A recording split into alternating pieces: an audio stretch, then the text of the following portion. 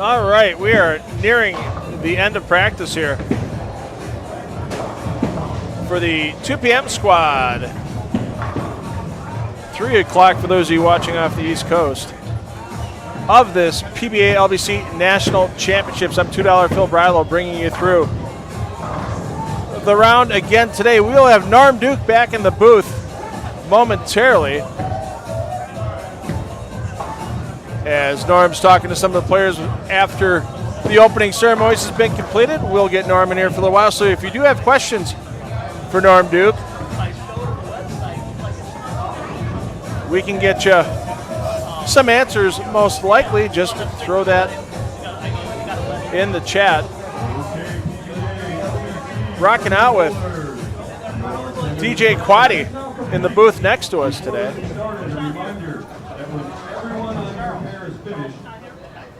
With each game, please be sure to hit the space bar to move your scores to the next pair. All right, everybody, let's give these competitors a nice round of applause. And with the announcements, excellent. Good luck and good scoring. Thank you. From Tournament Director Neil Stremmel. We're underway. I'm $2 Phil Brylow. Like I said, Norm Duke coming back into the booth momentarily. And Norm, that was fun for the opening ceremony. It's a little good mini clash. The commissioner made it a little, I don't know if it was a commissioner's injunction in there, if we want to say that, with letting that young man get his first start over again after throwing a gutter ball. But yeah, what a way to kick off the clash. A couple of entries won. Some advice given by the great Norm Duke. I've seen that Brooke Andreessen throw the ball before. I talked to you earlier about that Parker Bone Scholarship Tournament. Yeah. She almost, I think she was in the finals. She was either in the semifinals or finals last year when we were out there.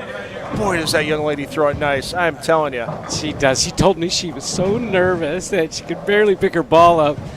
And I told her, I know. But, you know, you have to expose yourself to things that you're uncomfortable with. You need to do that. You know, people don't realize this, but I have the fear of public speaking. Okay. Now, I do it about 6 or 7, 8 times a year. Sea of people. Yeah. And it scares me to death. And Phil, the first 3 or 4 years that I started doing this, I never got 1 wink of sleep the night prior. Oh, wow. I couldn't do it. It was because we have the fear. If you have the fear of public speaking, you know exactly what I'm talking about. But I do it because without times like that and without moments that you feel like you're out of your norm, well, then your life is just mundane. You know, you got to get yourself out there and say, look, I'm uncomfortable. What's the worst thing that can happen, you know? And then Brooke said, I could throw it in the gutter, and she did. Bless her heart. Did you ever throw one in the gutter on TV? Oh, on TV? Oh, I'm sure of it, sure. Yeah, when we used to play the gutter, it wasn't that hard to miss into the gutter. I don't remember, but, you know, that's one of the things I would forget first, right, Phil? Right, exactly. You dump the memory banks and you start fresh. No doubt about it. So, and we are underway here. 2025 PBA LBC National Championship. I tell you what, they're all on the fresh right now. Very little practice. They got 10 minutes. I mean, they're loose enough, but not really comfortable yet. It does, The the physical part of it could be one thing. The loosening up of the mental part of it could be a whole nother for some of these players, because you're on a national stage here. There's no doubt that these bowlers, they know they get their one chance at this tournament. This isn't a tournament back home where you might be able to re-enter 3, 4, 5, 6 times. You get the one chance, and that's it. So we're going to go back over to 3 and 4, because I noticed that Brooke's coming back up right away. So, and look at that. She started with a double already. She's already dumped the memory banks from the opening ceremonies clash, and now. Oh, she's so loose now because she got rid of her nerves over here, you see. So she's got a little bit of, let's say, a jump on a head start. Right. Yeah. And now looking at Rob on the pair, he was our winner of the clash. Rob took it down with that strike on the last shot, if I remember correctly. Yes, he did. And he gets a free entry. Yeah, he got his entry comped by Tom Clark. Got a Norm Duke T-shirt as well with the Duke trophy on the back of it. So, yeah, that's a nice little surprise start for these players. So, and for Brooke. Brooke probably should, and she'll listen to this later, she should shoot those 10 pins from right at or left of fourth arrow. Yeah. At the arrows. Why is that? Well, because you don't expose the ball to the gutter so quick. When I'm playing my 10 pins, I'm usually right between fourth and fifth arrow. From the left, it would be third and fourth arrow. And I'm going to cut my ball, make a fade, just a pinch, and my ball never even gets near the gutter. So it makes that 10 pin a whole lot bigger when you can cross lane it as much as you can. So take that, Brooke, and run with it. Yeah. And who knows, maybe she might in the future learn that we talked about it on the 9 a.m. squad, the little bit of the baby backup ball. That baby backup, that's my little cutter. Yeah. Hey, that cutter, it got me out of a whole lot of bad situations. Another, boy, these young ladies throw it so well. Ava Mazzella, that's another one I saw. They've made the trip in from out east for this PBA LBC National Championships in the girls handicap division. And you see Ava with the PBA junior jersey on. What a great program that is. And I know both these young ladies have bowled a lot of the Storm Youth Championships competitions as well when they've been located out east. So what a great series the Holstenbergs have put together with that Storm Youth Championships. Oh, my goodness. Phenomenal. Blair Blumenscheid as well. The birth of those three gave it. Just incredible. It is, and you know what? Thanks to all of you that are involved in exposing our juniors to this great sport. Yeah. And listen, we've got the SMART program now where you can take it and do some good for your college. I know that I'm a personal benefactor there. My son was involved in the SMART program, so a lot of that college exposure to cost was taken care of. I'll tell you what, it's just so much better now than it was when Pete and I started. You know, when Pete and I started, I was 17, he was 18. We didn't have high school bowling. We didn't have college bowling. We didn't have anything. What we had was Earl, Mark, and Marshall. And good luck with that. Yeah, you talk about trial by fire back then. I mean, how many hundreds of players went out there and they found either financial support from their families or from sponsors. Here's your 1 year to make this happen. Right. And got out there and thought they were there and didn't quite get there. I know. You know, I started with a credit card. And I said, well, I need more credit cards because that one there doesn't have enough limit. Before long, I had 7 different credit cards, all of them maxed out. And my father and I would sit at the kitchen table and try to determine which one was best to pay off so that I'd have another tournament. And that was my sponsor, Visa, MasterCard, appreciate you. At one time, I was more than $200,000 in debt to credit cards. But because I never took on a sponsor, it didn't take me any time once I figured out how to get, how to make a living at it. Yeah. It didn't take no time for me to pay that debt off. So if I'd have had a sponsor back then, Phil, it would have taken years and years and years and years. So at least the SMART programs and those things get you in a position where you don't have to get all of this debt on the front end. Look at this little guy here. Oh, my goodness. 29 and 30. He's only a couple inches taller than me. Sweet. I met him a little while ago. Aston Simpson. Oh! Doesn't quite get it done. He's bowling with Juan Calderon. It says William Hibbert on the sheet, but I've known Billy for a lot of years. And Christopher Singleton. So bowlers from all areas. I know Billy lives in Indianapolis now. He's a school teacher there. He's got a little more free time now that the summer's almost there. And how about that? Nice shot there. Yeah, he bowls. He's not a member, but he's bowled some PBA regionals. His brother is a member. Matt bowls some PBA Midwest stuff and has done pretty well. His grandfather, and this name will sound familiar to you, his name Daryl Dobbs. I know, yeah, the late great Daryl Dobbs. So was Billy's grandfather. So former head of the ABC until unfortunately passed away at a young age, and after that it was Roger Dalkin. Roger Dalkin right after, the USBC. So it's the USBC merger, and there we go. It's one of the other great things about the sport of bowling. I got to talk to Kyle Troop and Brianna Stewart, and their son Caleb got to bowl with them in a tournament for the first time today. With both of them at the same time. It was the first time the three of them ever bowled together. Isn't that wonderful? Yeah. And it doesn't matter how old they are. They can get out there, have a good start. And this boys' handicap division and girls' handicap division allows these young players to do that. It does. You know what? We don't have quite the participation yet from all the other countries. But, you know, we had Jerry down there from California. Right. We had New York. What was it in the Clash? Yeah. Representative. Brooke was Long Island. Yeah, Brooke's off of Long Island. So people have come from all over, and then they get to experience what the troops did, which is get to bowl for the first time together. And then some of these bowlers are gonna shoe up, get down there, put their ball on the approach, and then here comes Grandpa. Oh, by the way, you're bowling with Graham today. Isn't that awesome? Yeah, tomorrow morning, 11 a.m., they'll be on that squad. Hey, here's a good question that we've been talking about now, especially with the pressure these young players may have felt coming out of the gates. Raul is asking, with only 6 games, is there extra pressure to get comfortable quicker than usual? And how would you do that in this case? How would you get comfortable when you know it's just this little 6-game sprint? Yes. The answer is yes. And yes, it is harder. And yes, it's necessary.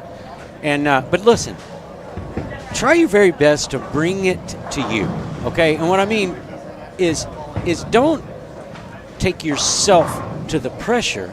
Bring the pressure down to you, and then take a deep breath and say, hey, look, what's the worst thing that could possibly happen? You fast forward past that, you realize you lived through it. And once I got to that point, like Norm, you know, you can fast forward through this, win, lose, or draw. You know, nobody's going to tackle you. Nobody's going to hurt you. You're still going to be Norm. So all of a sudden, I just brought that pressure down to me, and it was now manageable. But certainly there's going to be more pressure for these folks. They, first of all, haven't done this way. A lot of them haven't bowled outside their own state yet, and this is the first time. Another thing is you have goals. You've set goals. You want to go and win the Duke. You want to go and win all of those thousands of dollars we're going to give away. So there's definitely pressure, and it'll affect your nerves. Oftentimes in practice, Phil, I would imagine myself being in exactly the situation. Game 1, trying to get a first double, trying to get started good, and I would make myself nervous in practice. And I would then imagine myself on television, and I'm bowling right alongside of Marshall and Mark and Earl, and that would make me a little nervous. Well, bowling in practice, if you can make yourself nervous, why not do that? Why not train yourself how to make shots and at least give yourself confidence that, look, I can at least get it down there. Maybe I don't throw it my best, but getting it down there sometimes, that's hard enough. How nervous were you then? Let's go way back. First time you were bowling an action match. Okay. How nervous were you coming into that particular match, knowing that you were bowling for your own money on the line head-to-head against one other person? There had to be an extra set of nerves in that match. Well, there were, and typically I was bowling with my last money, you know, so I didn't have like 3 hours to lose. It was either you lose and you're broke, or you win and you get to play longer. Okay. Yeah, the nerves were incredible, and I recognized early, Phil, that I'm going to have to get over that, because I'm going to be bowling Gary Dickinson. And Gary was from Fort Worth. I lived in Fort Worth. He was a big idol of mine. And some of my first action matches was against Dickinson. in a house that you could not beat him in. Meadowbrook Lanes there in Fort Worth. Good luck on beating Gary Dickinson there. But that's what I did is I accepted challenges from Gary Dickinson in that center, from Del Ballard over here at Jupiter Lanes. Good luck on winning that, by the way. I just said, I want the very best I can bowl against because I'm training for something bigger. Yeah. And I think it helped because my very first game ever on television was against Earl Anthony. And you want to talk about a reason to get nervous? Yeah. Holy cow. Gosh, I just think about that day and I'm now nervous. All right? Boy, you want to know a little nugget? Yeah, my first game was against Earl Anthony on television. My last game was against Anthony Simonson. They were born 58 years apart. So that is what I got to enjoy from the sport of bowling. Amazing. All of those years and decades. Yeah. That is amazing. Yeah, we lost Earl 24 years ago now, Yeah, we almost did. 25, and Anthony's still going strong. Yeah, he's not going He anywhere. ain't going anywhere. No. So, yeah, Anthony's one of those players you'll see in the PBA Tour Finals next week. You'll be out there at Steel City. I will. I'll be Brews. doing a little tailgate and brewskis in the morning. Yeah. Come So on. it's not quite Bayside Donuts with Duke, but it's still not a bad way to go Hey. when you're out there. I'm the luckiest guy. Some morning beers. And Kelly Kulick's going to be out there. She's going to be there as well, yeah. And then Tom Clark's making the trip out, obviously, with it being the change next year. It's going from the PBA Tour Finals to the PBA Commissioner's Cup. Oh, really? For the with the change with the contract with the CBS Sports now as one of the TV outlets for the PBA. Yeah, they're going to change that into an open format tournament for qualifying, and then the finals for the Commissioner's Cup will retain the same format. So that's going to be really neat. I like that format where you get the head-to-head matches and they can see it in the step ladder. That's a fun 9 hours of programming if you're a bowling fan. Oh, no doubt about it. Absolutely. So many things I learned by listening to you. I had no idea all those things. As my wife says, you're full of useless information sometimes. Yes, I am, honey. Yes, I am. Well, you tell her you were useful today. I was useful for Norm Duke. That makes my day. That's awesome. So if you get questions for Norm, drop them in the chat. Rose says, hey, he's from Fort Worth, too, and he remembers Meadowbrook Lanes. Oh, my gosh. You had to strike at Meadowbrook or you weren't even in.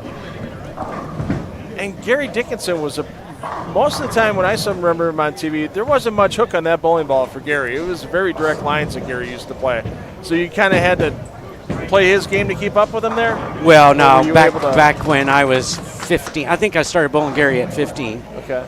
He could hook the ball as much as he wanted. Oh, okay. Oh, yeah. Okay. So you probably saw Gary when he was at his best on television, fresh oil, down and in, of course. Yep. But if you watch Gary at night to make that TV show, playing 4th, 5th, 6th arrow, he could bend it on the back end. And, I mean, he'd soften that thing up. And, oh, yeah, listen, these guys are pros. They can do whatever the heck they want. Right. I mean, one guy that always, and whenever I see him at regional stuff, I always remind Eugene, I'm like, you get underrated for your versatility. Because everybody just remembers Eugene firing up the gutter on Cheetah and all the other stuff.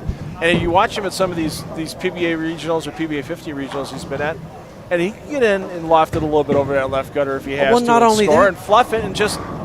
Not only that, he could wind on it and throw it to the gutter from over the left gutter and just bounce it off of it. Yeah. Listen, Eugene McCune had the widest range of anybody I know of. Yeah. And one of those things that I pride myself on is I had as big a range as anybody, even in speed and the speed range, 21 to 23 or so. Yeah, that was right up Eugene's alley. I mean, he could throw it as slow as he wanted and slow hook it. Right. He could loft that. I mean, he was physically gifted. And if you look at his son, physically gifted. Yeah, watching Kevin last weekend in that regional, he just, once again, he started off, they were on Cheetah, they were on a shorter pattern. Kevin just throwing flames up the lanes early on and then got in and shaped it. I mean, Kevin made the top 16 there. You don't get an event like that. It was a pretty strong field when you look at tour pros that made the finals with A.J. Johnson and Zach Wilkins and Dio Bernard and Kevin McCune. Not exactly a bunch of lightweights there. No, and Kevin had the benefit of having Eugene all his life growing up. And I know one of the things Eugene would probably tell him is, hey, Chicks dig the long ball, brother. You got to get in here and hook it. And then occasionally he'd go out there and throw a 25-mile-an-hour right up 1, 2, 3. Yeah. Well, you know Kevin had to enjoy that. Oh, There's sure. nothing that Kevin can't do, and primarily because I think he watched his father do it so very well. Yep. You heard the story about when Eugene wasn't happy with the fit of his bowling ball and ripped his finger grips out and then won the regional? No, I didn't. Yeah, it happened. God, I wish I could call Jeff Riggles right now. Because, I remember reading that story on the 11frame.com blog because obviously, a story like that. Yeah, wasn't happy with the fit. So he pulls the grips out. Doesn't put grips back in it. He just puts his fingers in these gaping holes. Yeah. And probably starts hooking the lane. Yeah, exactly. And probably starts looking at everybody like, who do you think you are? I am. Right. And then wins the regional. So. Yeah, I love these guys. Yeah. There's so much talent. Now, listen, people ask me all the time, they say, was bowling easier than golf? Was bowling easier than... It's exactly the same because you're playing against the very best. And when you're playing against the very best, all sports become equal. Right. They all train the same every day. Thank you for that, by the way. Absolutely. And is bowling easier? No. In fact, I could make a case that bowling's the toughest because more people bowl than any other sport in the history of mankind. Well, you have to beat more people. Do the math. Yes, indeed. Do the math. That's a Rhino Page thing. Do the math. Uh-oh. Brooke's coming up to the booth. Hello, Hi, Brooke. Absolutely.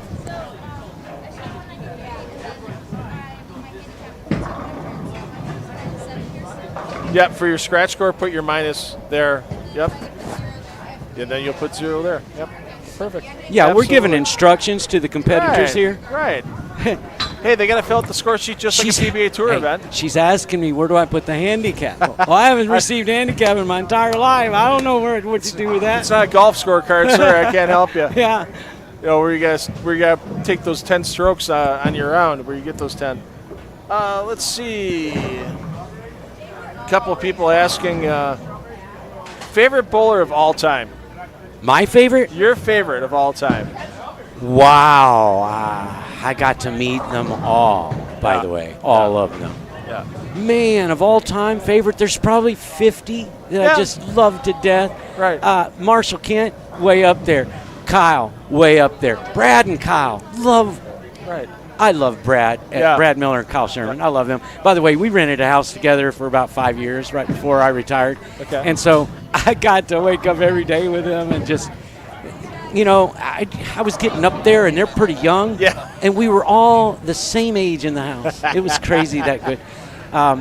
Some of my favorite, Voss, of course, he's my best friend of all time. Yeah. How do you not like to watch Weber? Right. I mean, goodness. And these are just, God, it's endless because I loved so many of them. Yeah. I wish bowling had better coverage back, and this is going way back, like pre-1950, before they started getting on TV, where you get the Dick Webbers and the Don Carters on. You can watch the old championship bowling tapes that somehow managed to survive on YouTube, that kind of thing. Yeah. But you go back farther than that. You go back with the Hank Marinos and the Jimmy Smiths and the Count Genglers. The Count Genglers, yeah. I mean, you tell people about what he did, and they shake your head. They're going, there's no way anybody can do that. He threw a bowling ball, didn't use the finger holes, took a one-step delivery. Yeah. And that's how he bowled action. He would take on anybody, all comers, any bowling center. And legend has it that he bowled a 300 in the dark at a bowling center one time. I'll be darned. He'd get himself lined up on the approach. They shut all the lights off on the lane. He'd throw the ball, and right when the ball was getting near the pins, they'd turn all the lights back on. So they could see. Yeah. And he supposedly shot 300 without any lights on in the bowling center. Wow. That's incredible. Well, there was a gentleman from Houston, Texas, way back in the day. This is when I was probably 10 or 11 years old. Pat Varnell. And he was left-handed, and he was just under 7 feet tall. And he weighed about 140 max. So he was so double-jointed, so thin. that when he shook your hand, it looked like he was putting a 4-foot-long straw out in front of you. It was just awkward to look at how long his hands. His hands were down by his knees when he walked, and he was just awkward looking. Oh my gosh, he'd put a bowling ball in his hand, and it was just like poetry in motion. When you say, who's your favorite? My God, was he funny, because he took all of his ailments and his idiosyncrasies and his different look, and he just played with it. And I tell you, it's one of the reasons that I fell in love with bowling is I got to watch all these different characters. Yeah. He was one. Dick Weber, by the way. Yeah, you fall in love with Dick. All you had to do is just look at him, and you're like, I love that man. I got lucky enough to meet him once. He stopped in when the headquarters was in Milwaukee, and I managed a bowling center nearby the headquarters, and they brought him in one night after a Hall of Fame vote meeting and that kind of thing, and yeah, just like the whole crowd just like went away from the bowling alley, just right to the bar with and everybody goes, Dick, can I buy you a shot? Can I buy you a shot? He goes, I do not do shots. You can buy me a beer, you can buy me a Budweiser, but I do not do shots. Well, you know, I just spoke at the Nebraska State Hall of Fame. And I was telling a story about Dick Weber. I got to work with him when we were both on the AMF staff many, many years ago.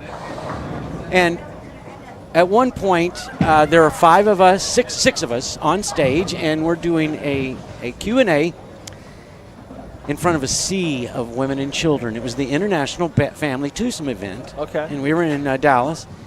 And a lady in the back, elderly lady, she said, I have a question. And here's how it goes. She said, I have a question for Dick. She said, well, Dick, you're getting up there. Can I ask, what's your current average?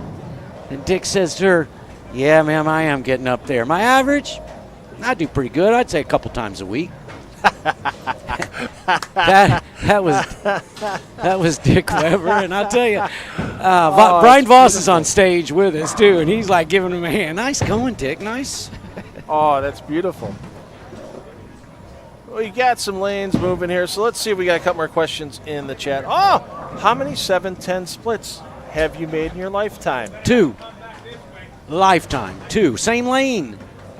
Lane 11 at the old, what was it? The old Las Vegas Showboat. The old Showboat. Lane 11. We knew that lane 11, if you shot the 7-10, you shot the 7-pin because there was a screw or something back there that was, if you hit it just right, that pin would jump out of there. Huh. I made 2 in my life, both on that lane, and certainly separate years. Wow. That's in most people, if they say they made multiples, they'd have to say I made it in this center and that center or whatever, but to make them both on the same lane, phenomenal. Yeah, I could get my speed up there, but I didn't have a spare ball, so it slowed down a little. Yeah. And as hard as I could throw it, man, I just didn't seem to get that thing out of there like the Robert Smiths do, I don't think anybody can get it out. Oh, my gosh. Maximum, Bob. Yeah. And Osku, when Osku wanted to get one out of the back, it wasn't a problem for him. Yeah. I remember him making a 7-10 at Bayside during the 64-player bracket thing they had around the PBA League for a couple of years. So, yeah, Osku just fired up. I also remember Osku having his 3-pin turn into a 10-pin on a pocket shot. Yeah. It hit the sideboard, flipped around, and landed right in a 10-pin spot and stayed there. It bless was his incredible. heart. Yeah, you get some, no matter what, there's always a few weird pinfalls here and there. So yeah, that's bowling. It's going to happen, I'm trying to get glasses on so I can see names. And right. And with this headset, I'm struggling. I'm trying to look here. So 13 and 14 this game, and I'm going to throw my glasses on. All right, we got Stephen Harris and Robin. I can't read that. Klaja. Who? Robin Klaja. All right, Robin Klaja. And then there's a vacant for the bottom bowler on lane 13, and then the other bowler is Charles Adams. So I guess we go by Steve-O. Steve-O. You got to go by Steve-O. Instead of Stefan. If you're going to wear it on your jersey, it's like Belmo. Steve-O. And then coming in next door is going to be on 11 and 12. It's going to be Don Beckey, Sean Bockelman, Wayne Sherman, and Christopher Olstead. So we'll have some players on there. One player with a good start, Christopher. Started with 214 on there. So a couple baby 200s. I don't know. Yeah, you can see the scores to the right. Christopher's got 214, and Sean, not a good start, 126. All right. We got a couple of players down on the low end in front of us here. We're going to get down to 5 and 6 after he gets there. I see a 235 for Billy Hibbard. I see a 235 for Tyler Bry. And I'll send my production assistant Rogue out to see if she can find any other big scores in game one. Not really. The 230s are about it. Okay. We'll stay down here with these 230s.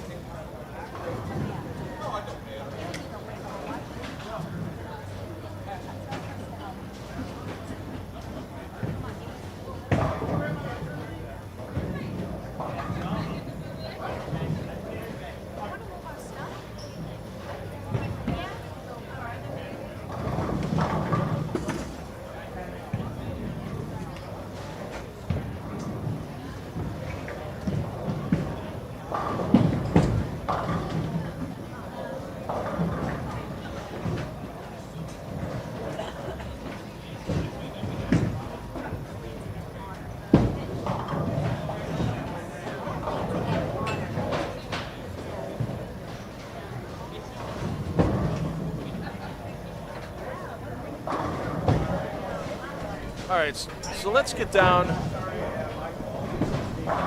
to 3, 4, 5, and 6. That was a great shot on lane 4 right there. Yeah, we got some solid young players down here, as we mentioned. Oh, we got another look at Aston, as he started with 148. I wonder what Aston's entering average is. He's got to be probably around, watching that young man's skill set. Some of these young players nowadays that they get the good coaching, they watch YouTube, they get tips on YouTube is incredible.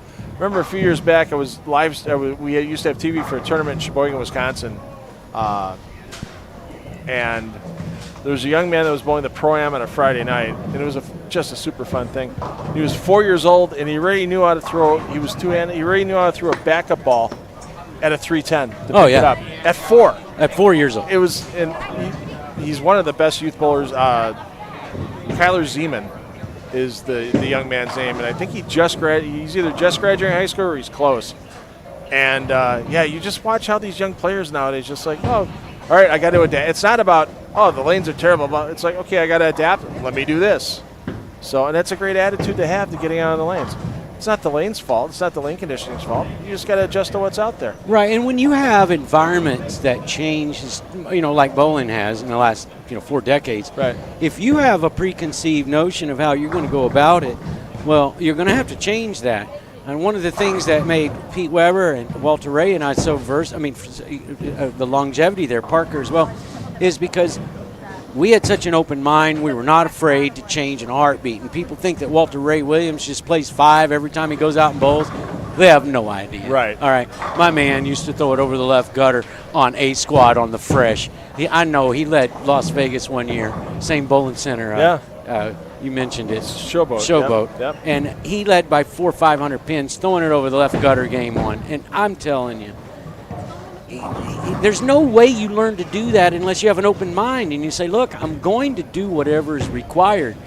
And he did. Well, look at Walter Ray now. I mean, back in 2019 at a PBA 50 stop in Minnesota, he threw 300 two-handed. Right next to me. Yeah. I watched two-handed. Yeah, Steve Hoskins and I were watching that, and we were just like, good gosh. And you know what? Kudos to that Walter Ray Williams Jr. for all that he can do and could do and still does. Yeah, he was 59 years old. All right, I need to increase my rev rate and change my axis tilt. I'll throw two-handed when I have to. Wow. Still does it. Yeah. Yeah, there's always, you walk into a tournament with Walter Ray Williams Jr. on the PBA 50 Tour. Oh, there goes a 60 check. One of those 60 checks at least is going home with Walter Ray, if not more. Well, here's the deal, Phil. Yeah. When you go and you enter a super senior event, 60 and over, how many two-handers you think are on the floor, right? Yeah, not many. Walter. Yeah. I just said it. Walter Ray, yeah, two-hander. Yeah. Ricky Schisler's the only other one I know of. There you go. Ricky's done it. Ricky's the first guy I saw on the 50 Tour go to two-handed. And he's had some success with it. Of course, yeah. Oh, I remember, and then there was a tournament, we were at Victory Lanes in North Carolina about 2017, 2018. George Pappas' place. And there was a gentleman, he had hurt his wrist playing racquetball, and he threw two. He was on your pair. He didn't bowl great at all, but he wanted to bowl the event, and he was on your pair. He goes, I'm so worried about pissing off Norm because in case he thinks this is a joke. And I'm like, Norm's not going to think you're doing a joke. If you're taking everything seriously, Norm's Norm's not going to point at you or anything like that. He goes, yeah, but I'm 300 behind him. He goes, he knows you're trying. It's just he wanted to make sure he bowled that tournament. Right. Didn't want to withdraw, and he started bowling two-handed. Plus, I was happy I was 300 ahead of him. Yeah. He's making me happy. Money. But he was, I can't remember his name, but he was the Alabama State Senior Racquetball Champion. I'll be darned. And he went for a shot on the court, and obviously you play on the walled court, and he jammed his wrist about 2 weeks before the tournament. It just wasn't to the point where he could feel comfortable with his thumb in the ball. And that was back in the days that you could not put your thumb in the thumb hole and still use it, so you didn't have to re-drill any equipment. He's like, I'm bowling, I'm going to do what I can. I'm going to. He averaged about 190 in that event, which is far from, an embarrassment to yourself. Far from Yeah. embarrassing. Yeah. Here we go. Speaking of Christopher which- tning to make the 310 here on lane 4. He made it on the Brooklyn side. Hey, there don't we even look back, young man. You just come back and say, I got my spare. There we go. Speaking of which, somebody in the chat asked, now we've been talking two-handed, did you ever try two-handed? I did. It lasted for about 6 minutes. It would have lasted for 4 minutes, but I had to wait on my ball to come back one time.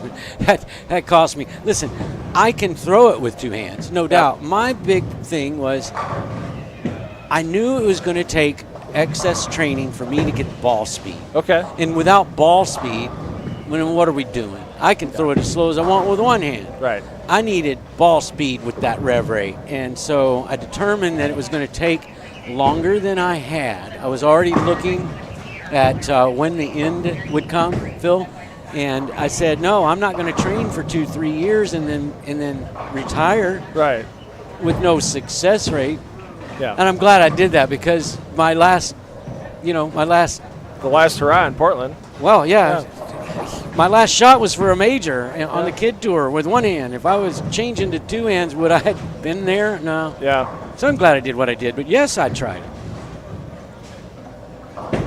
What was your last? I'm trying to remember back because I know the last two times you had on the 50 tour were obviously Indian Jones. On the regular tour was Indian. Wow, right He back right through. back And he through. never hit the 8 again. I can't even believe that. I saw that just now. How do you go back through the 1, 2, 6, 8, 10 and not hit the 8 the second time?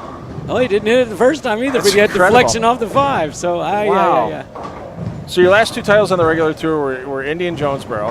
What was your last title on the PBA 50 tour? It wasn't Kokomo, was it? I don't know. Yeah, I don't remember off the top. I remember that win in Kokomo. That was huge because you made a young man's dream come true there because when you won that title, there was a local. I gave him the you trophy. gave him the trophy. Signed the trophy. Yeah. Yeah, and he was handicapped. Yeah.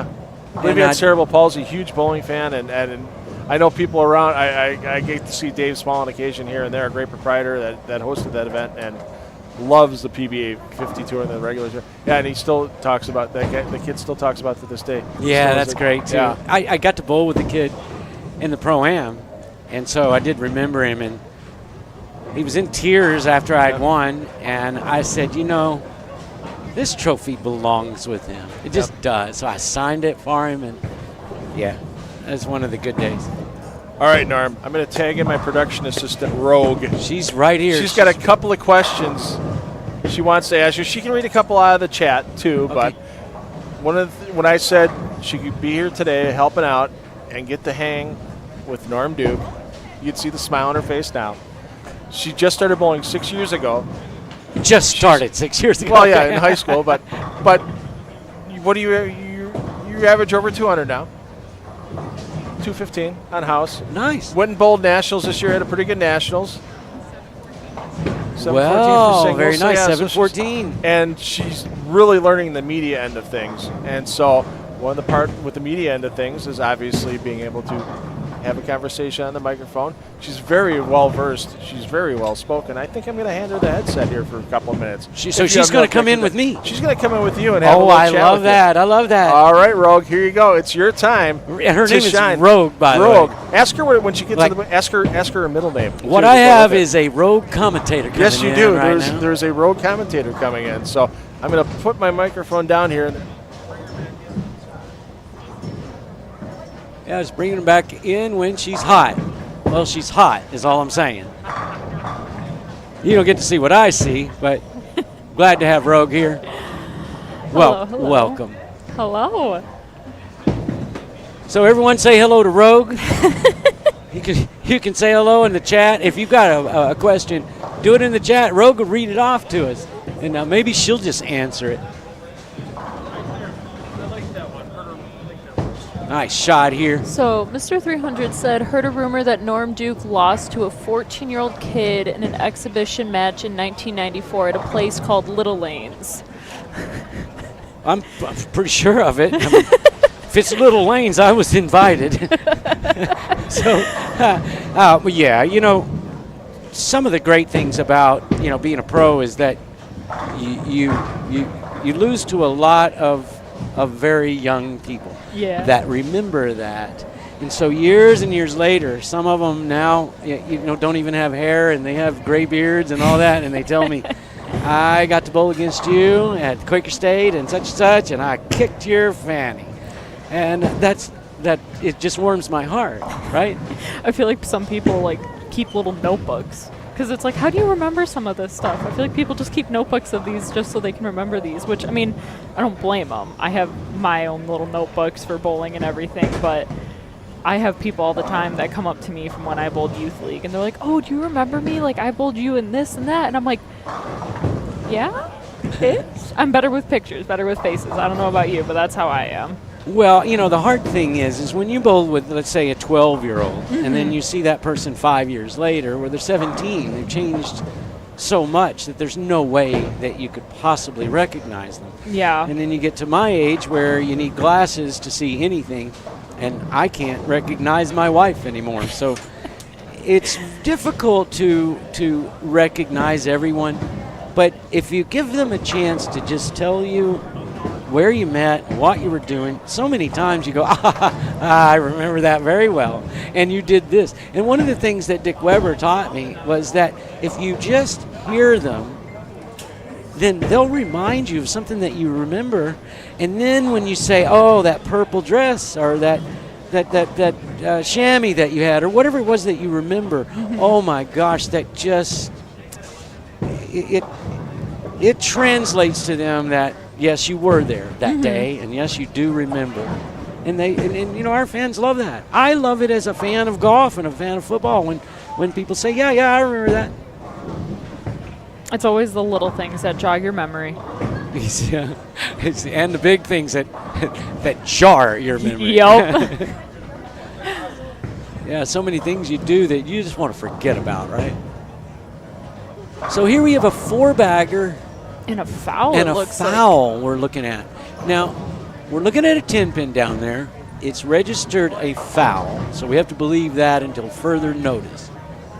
Bless his heart. One thing about bowling, you got to stay behind the line, folks.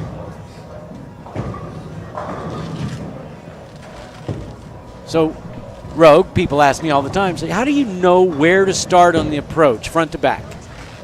So go to the line, turn around and face the front counter, and take 4 normal steps. If you take 5 steps for your approach, take 5. If you take 6, take 6. But however many steps you take normal steps, right? Add a half step in distance for a slide, and that's where you should start. Somebody say, well, what if I foul? Well, that means 1 or more of your steps got a little long. Well, what if I'm 2 feet from the line? All right, so 1 or more of your steps are too small.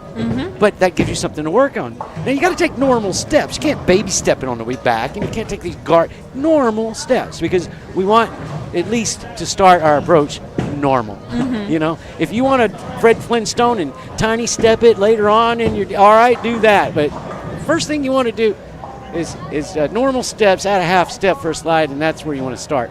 A college coach once told me that, like, your approach should be, I want to say he said, like, 10, 30, 50, 70, 90 of, like, how much energy you should be using, per se. And that's kind of always stuck with me, and because I've always rushed. I'm very fast. My timing is off. But I've started working on getting my balls started sooner and everything, but my feet, I'm always, like, running. So you want to run.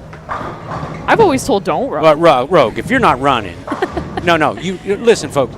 If you're walking to the line, then the ball speed that you're accomplishing through your approach is that pace. So if you want to get 13 mile an hour or 15 mile an hour, and you're only walking 6 mile an hour, well, then you need 7 mile an hour out of your swing, right? Well, what if I want 21 miles an hour off my hand? I can't walk 6 mile an hour and throw it at 14 without grabbing it and slinging it. I'm going to be slinging it everywhere. Listen, if I'm not running, I'm not creating any ball speed with my lower body. So I'm going to tilt my head up to where it's in front of center of gravity, and I'm going to push that ball as far out as I can. And that's going to pull me to that approach. And as a small guy, that pull allows me now to run and dictate ball speed through my pace. That now allows me to free my swing. Now I don't have to grab it and chunk it down there. I can just follow through. Now if I want to slow down, fine. I don't have to run. I can pull my chin up a little bit, take a little of that center of gravity up to square, and then I can just walk the approach. And I'm not dictating near as much pace for my walk. But listen, if somebody says you're going to do this every time, every single time, I'm just going to say, all right, good luck with that. That may have been the way Earl did it. That may have been the way the old timers did it. That's not the way we do it now. Right now, we figure out what do we need out of that bowling ball, and we accomplish that. Now, we try to do so with the best fundamentals you can. If I'm going to throw it 21 mile an hour, I understand this road, I'm going to be grabbing it and slinging it a little bit. But I'm also going to be running the heck out of it so I get as little of that grab and sling as possible. But fundamentals should be there. But it shouldn't be the same every single time. Otherwise, how are you going to cut a ball at a 310? How are you going to slow hook one at a 278 as a right-hander? You know, there's so many things that we need to accomplish to get an advantage on the floor. If you're doing it exactly the same every time, you can't possibly get to the range that you can. Yeah. If you can adapt to some things, right? So that's like me saying to Anthony Simonson, you want to do this with your release every time. Well, he would never won on the backup ball if somebody had taught him that. Yeah. So I just, sometimes, BS is just BS. Sorry to say. Not to say your coach was that way, but probably a little old school though. Here we got number 5. JB, I like number 5. Number 5. He's clean. He's clean, just made a split, but look, see, there's where ball speed makes a difference. Lane 4, he just slid the 5 in front of the 7, had 0 left on that 5 pin when it got there, so what does he need? More speed. More speed, probably a little more rev with speed. That's all right. We have a question over here from Harry. Do you have a favorite fan interaction? Do I have a favorite fan interaction? Oh my God, I have so many. I have so many fan interactions. Wow. My problem with that is memory. If you were to remind me, I'd say, oh yeah, that was awesome. That was awesome. Oftentimes, what I would do if I was struggling, Rogue, and I know that it's getting to me mentally, and I'm having a hard time keeping my composure. I'm having a hard time not letting all the people around me see my frustration. What I would do is I would go up into the stands, I'd find me a kid, and I'd sit next to that kid, and I would just open up a conversation. Let's say the kid's 6, 7 years old. Younger the better, it seemed like. And I would sit there. Of course, mom and dad are watching. Of course, people are watching Norm go and sit next to a kid. What's going on here? And I would just strike up a conversation. And so often, the kid would look up to me and just say, it'll be all right. Or, I don't know what I'd ask him, what do you think I should do? I don't know. What do you think I should do? I don't know. And with just that little interaction with that kid, now, did 3 or 4 things for me. It relaxed me out of this funk, right? Secondly, every single person there that saw me do that is now a fan of mine because I pulled this young person into my world, and they're like, that's cool, right? And then the last thing was, a lot of times the kid would answer me. They'd say, what you need to do, Norm, is this. Whether I did it or not, the fact that I got some other angle out of it, I was able then to open my mind and think about how really to accomplish this problem. Not think about all the worry and all the frustration, but how do we solve this problem?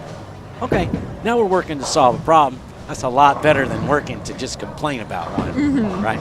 So I would say those interactions were the most beneficial. And I wouldn't change that for the world. Those were the moments.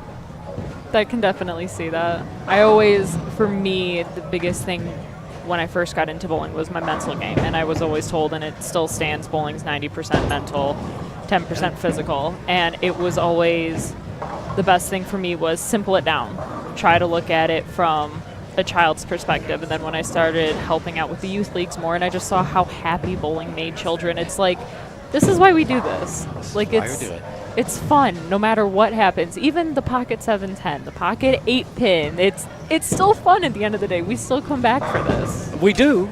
The only thing that makes it not so fun is when your family's relying on you to make a living. Yeah. And you just missed a check by 2 pins. Yeah. That's not fun, okay? That's not fun. And that whole day wasn't fun while you were on the cut number and you end up missing a check. So, yeah, there are times where it's not so much fun. I mean, baseball's fun, football's fun. It's not always fun when somebody's in your grill. And, you know, the secret, I think, that you just mentioned is that if you can simplify it and you can bring the fun into the decision-making process, at least now you're making a decision with a clear head and a framework that says, this is what I'm needing to accomplish, let's do that. Instead of the framework that says, here's my problem, here's my problem, here's my problem, and I've tried everything and I don't know what to do, and here I am, and I'm going to miss a check. Yeah, that's no way to do it. I always stop because I would always like hardcore just eye the scoreboard and everyone else's scores around me, and I eventually learned to like tunnel vision just the lanes. Don't worry about it. I can't change the number. Like, just focus on knocking down pins, and I feel like that also helps. And I coach that to the younger kids now of don't worry about the scores. You can't change whatever someone else is doing. That's true. There's no offense and there's no defense in this sport. Well, that's so true. And you know, Rogue, at times when I'm on television and I'm bowling against Belmonte, okay, it's hard not for Belmonte to get in your skin, because you look at it and you're going, how am I going to beat that? It's Belmo. All right, so people ask me, how did you? Okay, what I did often is I'd say, Norm, look, there's going to be a score up there under his name at the end of this game. There's going to be a score under yours. I'm going to post my score. All right, that's what I just say. I'm going to post my score. And that just took all other scores out of play. It's me and my score. I didn't have to look up there every time to know what I've got in the 8th frame. No. I'm going to post my score this way, by grinding, by grit, by guts, and just reaching deep. And then so often you look up and that person just left 2 splits in a row. So maybe that person's looking at you going, boy, that guy's not even nervous. Look at him, he's in there. Well, never let him see you sweat type of thing, right? So just by me saying I'm going to post my score, it took a lot of that pressure away. It took a lot of the intimidation that sometimes you feel away. And then it made it as human as I could make it. Me, that's my score. Just me, and that's my score. So post it. And boy, did that help. So if you're watching this, you kind of get a little nervous. Maybe you got an adversary that you keep bowling against, you can't win, and you can't win. More you can't win, you can't win, right? So then that's what I want you to do, is just simplify it, post your score. Let's see. We have got 127 and 139 up in the top. Well, Justin and Austin, that's not their best. Or Aston, I'm sorry. William had a really good start, and let's see. Nope, that was 9 spare after the 4-bagger, not a foul, just so we know. We never got back to that. It was checked, and it was not a foul. Sweet. I know he's happy about that. So he's going to get 2-0. Started with the front 4, and he's only going to get 2-0. That's not great, but at least it's over 200. As I always look at it, there's still, what is this, game 2? There's still 4 more games. You can still make up some ground. Yes. Yeah, and now whether or not that ground's enough, you can still make up some ground. There's no doubt about that. I'll give you another way to look at it. Let's say you win a tournament and you lead by 300 pins. Well, does that mean that you can't take any of your 220 games and then put a 120? Well, now you're leading by 200 pins. You're still leading the tournament, right? So if you were to go back to that 120 when it happened and say to yourself, okay, I'm going to lead by 100 less. Or maybe it's I'm going to cash by 10 less. Whatever you got to tell yourself to say, look, at the end, that won't be near as I guess, devastating as it is right now. So I would use that fast forward button a lot. I'd say, how does this look 2 games from now, 3 games from now, 5 games 5 years from now? I won't even remember it 5 years from now. Well, then it must not be that big a deal, right? And then you can move on. That's all we're trying to do, folks, is neutralize those powers that seem to hold us back. If you can eliminate them, great. If you can neutralize them a little bit, then that's great too. This is competition. This is sport. And yes, it's nerve-wracking. Get over it, right? Get over it. Absolutely. I know as Phil had mentioned, I've only been bowling about 6-ish years now. I started in high school. It was complete fluke. Like, to give you a good laugh, I showed up to high school tryouts going, can I use bumpers? And the coach looked at me dead in the eyes and went, no, you cannot. And I thought I was done for. I was like, I have never thrown a ball without bumpers in bowling. Like, this is going to be scary. I once asked Ron Kruger if I could have bumpers. He said no. Lucky enough, I made the team. Here we are now. But it is definitely... I lost my train of thought. Well, here you are now, and you probably have a 375 rev rate and a 20-mile-an-hour ball speed. Here I am now. COVID actually is what got me more into bowling, because the only thing that was open was the bowling alley, which was amazing to me. Because, you had to be 6 feet apart, all that, but the only thing that was open was the bowling alley. And you had the glass. Yup. Yeah. It was very weird, but that was all that was open. So I'm like, all right, let's make this, see what I can do with this. Found out more, learned about the PBA, the PWBA, all this type of stuff. Ended up working for Bolero for a little bit, and then I ended up being the manager of a pro shop for about 2.5, 3 years. Nice. And then decided to go back to school, and here we are learning media. Like, I feel like people forget that there's more than one way to earn a check in the bowling industry. No doubt about it. And there's more than one way to graduate out of bowling. Yeah. Yeah, and I graduated inside of bowling. So far, you're still in it, graduating, but you've already started to graduate in other things. And I'll tell you what, bowling is a sport that, just to travel alone, puts you in a different perspective of, look, I got to see the world thanks to bowling. Definitely. It's awesome. And some of my really good friends are heavy hitters. I mean, Terrell Owens is, everybody knows Terrell. Oh, boy, what an avid bowler. Mark Calcavecchia is a bowler. Woody Austin, bowler. I mean, these folks come and watch us play. And I'd never get to meet these people if it wasn't for this sport. It's awesome. It's great how much that bowling brings people together, and also how much of a small community it is. Like, you'll go somewhere, meet someone, and they're like, oh yeah, I'm related to so-and-so, and they're way back out west or something, and you're like, wow, this is a very small community, but yet such a big community. Yes. And it's amazing. And everyone supports each other pretty much. Like, I've had very minimal negative interactions. Right. Me too.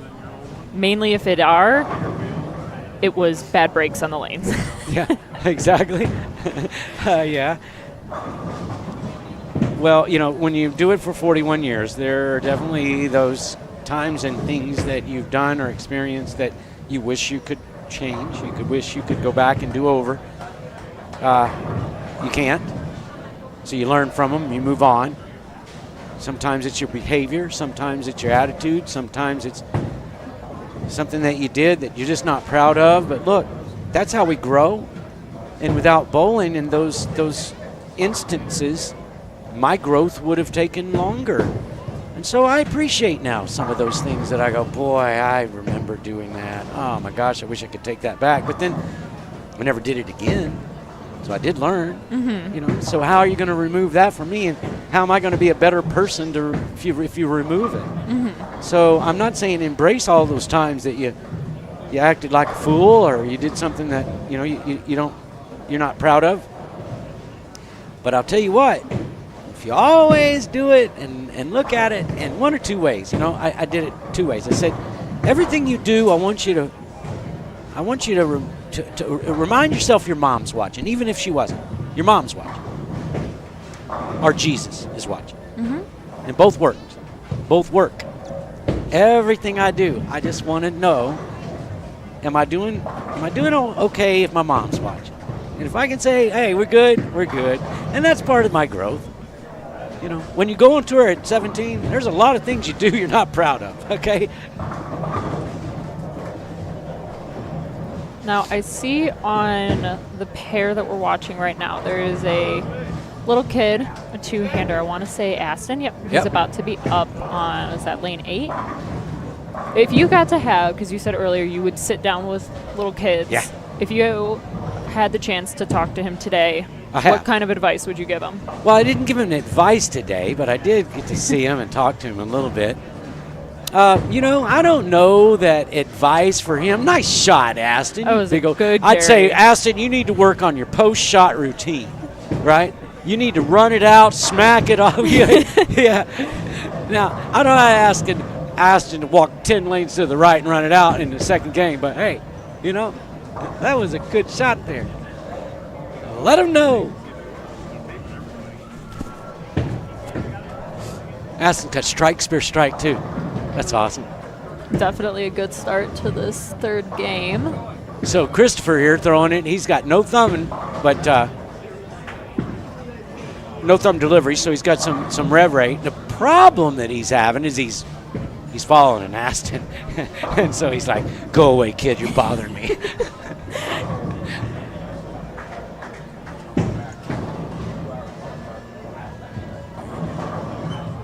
we go with Mario here on the right, lane 9, 7-pin.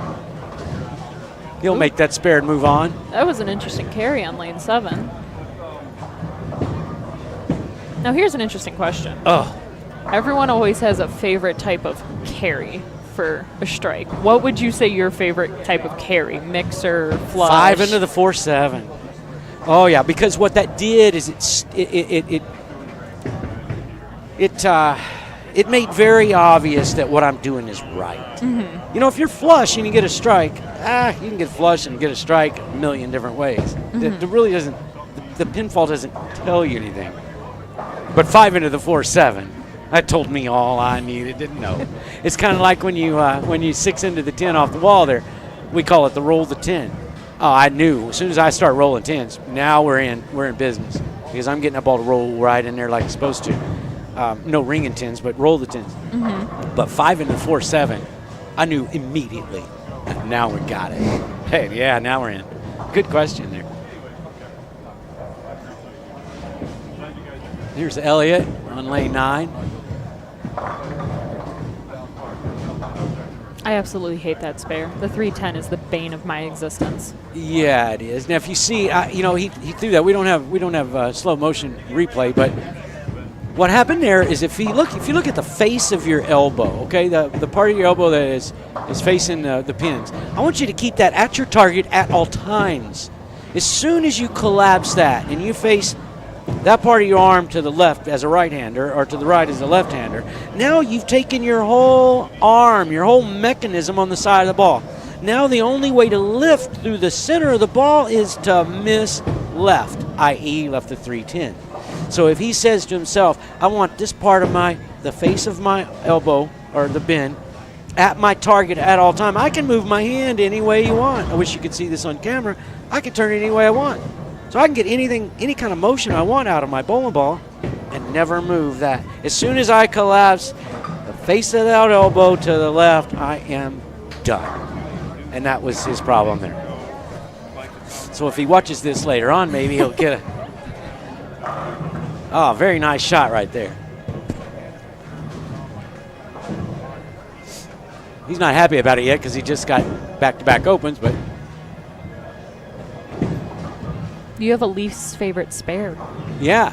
Oh, yeah. 5-7-10. I mean, yeah. Have you ever picked it up? No. I've only left it 2 or 3 times, so it has to be the least favorite, right? I didn't like the Big Four either, although I made more of those than I did most of the other splits. My least favorite was whatever I left. I didn't like it. My goal was to strike now, so if it's a spare, I didn't like it. You want to see the X's, not the little hashes. I want to see the X's. If I want to chain them up, chicks dig the long ball, I used to say to myself. Put the front 5 here by Michael.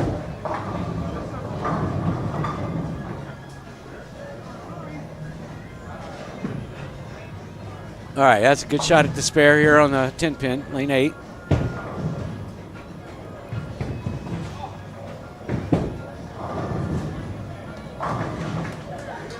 All right, Aston. He got strike spare double right here. Kid's 4 foot tall. Uh-oh, that's left of target. He's not liking it. Oh, boy. 5 count on a double. Yeah, not his best shot there. It's okay. If we can make the spare, he's still going good this game. Oh, he's going to go get some. He's going to come. I'm watching him now live over here. He's going to go to Mom. No, he's going to go to Dad. He went to Dad. He said, Dad, what do I do now? Oh, I love it. So that's the opposite of what I was talking about. That's the 5-year-old kid going to the dad instead of me going to the 5-year-old. I love it.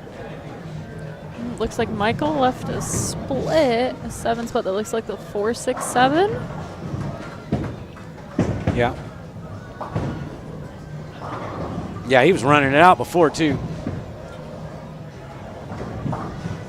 That's a good shot right there. And a stone 10. Man, I know. I got you, bro. I love Williams' game. I've seen him the last 2 years bowling the LBC. He has such a nice game. Oh, that's a good shot, Aston. Nice try. Whatever your dad said, that was pretty good. You have every bowler in history, all styles represented. You know, you'll have E.J. Tackett bowling on the right lane, and like here on lane 9 with Elliott, you'll have somebody get the 7 off the full rack. That's what I love about the LBC is there's so many different styles of bowlers, so many different levels of bowlers, so many different ages, and I feel like it was a very smart choice to have the PBA exempt because a lot of people get to see the PBA pros in person and bowl with them, and most of the time, like I can even attest to this, I was always afraid to meet them. I'm like, I'm not worthy. Like, these guys are walking on holy ground, and getting to meet them, like even meeting Kyle Troop earlier, it's like he's just a person. It's just a person. It's so nice to be grounded. Like even meeting you today, it's very nice to just be able to have a casual conversation with the pros because I will say for me, again, as someone who's still new-ish to the industry, it installs a lot of confidence in the younger bowlers and the people who are getting into it because it helps us know, like, hey, anyone can do this.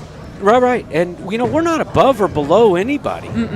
But now when we bowl, we do have a capability. But, no, you know, when you're just talking and you're having a conversation, you know, we're all the same.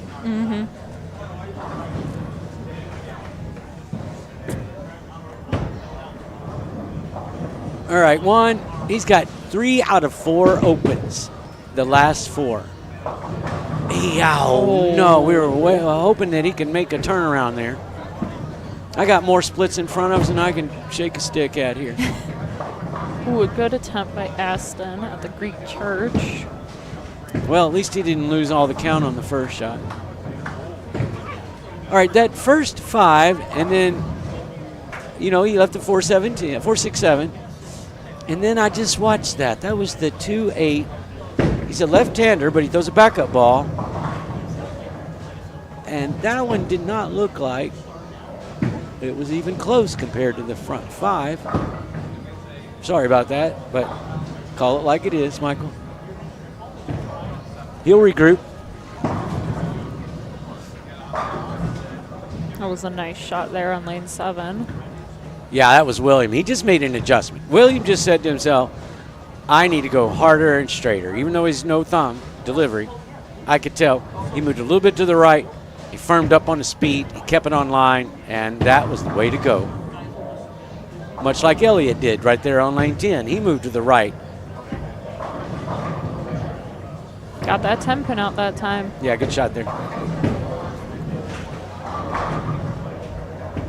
So what are your aspirations now, Rogue? Honestly, for me, it has just been to be as active as I can in the bowling industry. So last year I was fortunate enough I had a pro shop contract with Storm.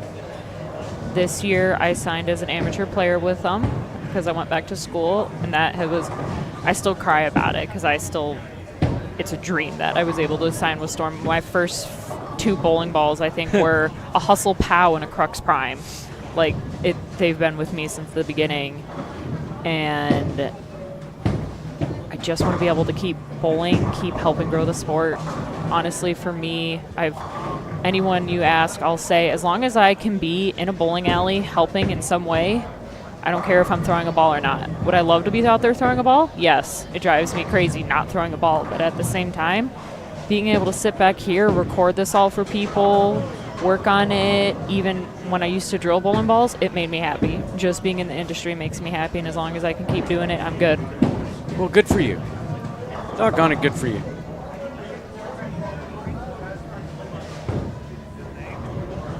All right, Elliot. We're trying to bail this out. He's got strike, spare, 9 miss, spare, but he's on a strike in the 7th, in the 8th.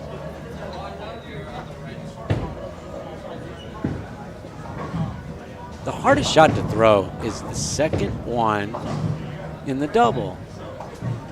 I never really thought about the 3rd, the 4th, the 5th, the 6th, but that second one, he's like, your first strike gets no credit unless you strike on this one. So that was always, to me, the hardest one to throw, this one. Oh, come on. Oh, that was a nice shot, too. I tell you what, that could have got, he could have got that. He had a solid trip 4 shot, just left the 6.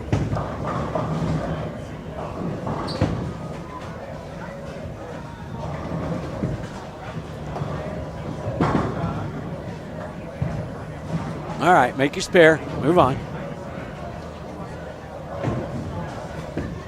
Juan Calderon here. Let's see. Oh, hey, there we go. That was a good trip by Juan. Juan, he's struggling this game as well now. He's got 4 holes, and it seems like the pattern's playing a little tighter this block than it was this morning block. You know what? I agree with that. That's why I think the people that are doing better are the ones that moved a little bit to the right and they're going a little more direct. If they're tight, don't try to really bend it off the back end so much. Go ahead and let the ball lay down in the pocket. Mm-hmm.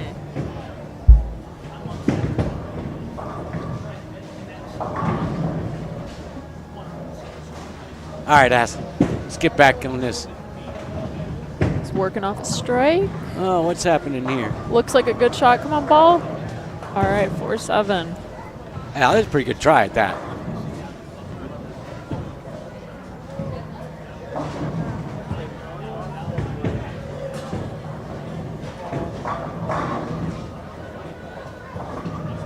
It's weird for me, Rogue, to watch a left-hander throw a backup ball. When as a right-hander, we always said they're walled up on the left. Mm-hmm. You know, why then would a lefty throw it from the right? Well, they probably aren't all walled up on the left.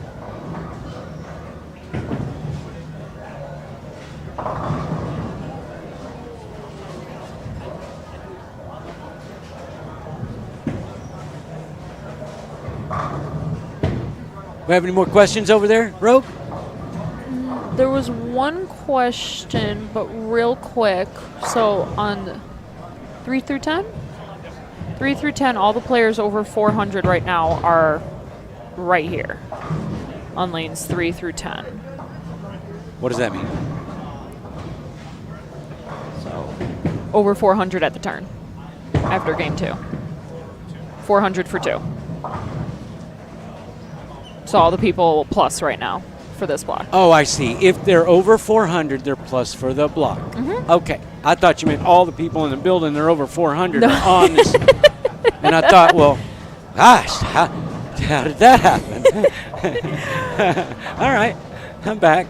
We did have a question a little bit ago from, where is it? For only 6 games, how important is managing the transition and making ball changes if needed? Oh my gosh, it's everything. I mean, used to, in the 80s, I mean, they didn't transition until probably the 2nd or 3rd round.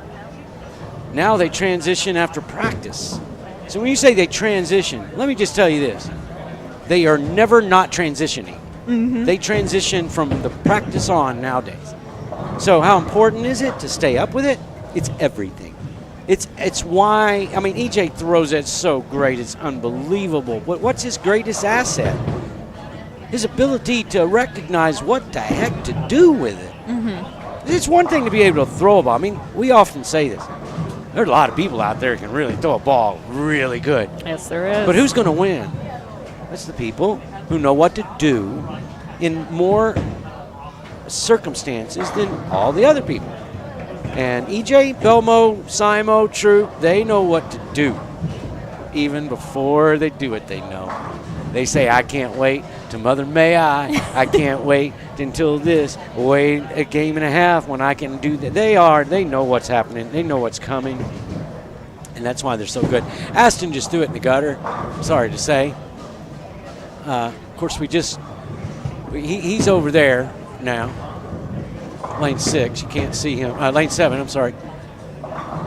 Here we go. He had a 139 last game, so he's up this game. But he got a gutter on this strike, so if he could get the spare right quick, which is Come on, hard ball. enough, get that spare. Oh. All right, so he didn't pay double penalty at least. Yeah, I can see Elliott here on lane 9. He's trying to go a little more direct, but two-handers, when they try to go direct, that's their discomfort zone, right? If you get Walter Ray or me or some of the players that really love going straight, yeah, we're in our comfort zone when we can move right and what we call slam it down, slam it shut. Well, the two-handers don't like to do that. They like to move left and open it up. Yup. So he's got a turkey here, but no, that's the wrong guy. Let's see, where are we? Christian Elliott is Elliott, work- I see, yep, Elliott. All right, so working he's on already got a turkey. strike in the 10th. This one would, you see, There you because he go. got the Brooklyn, that's the easy one there, right?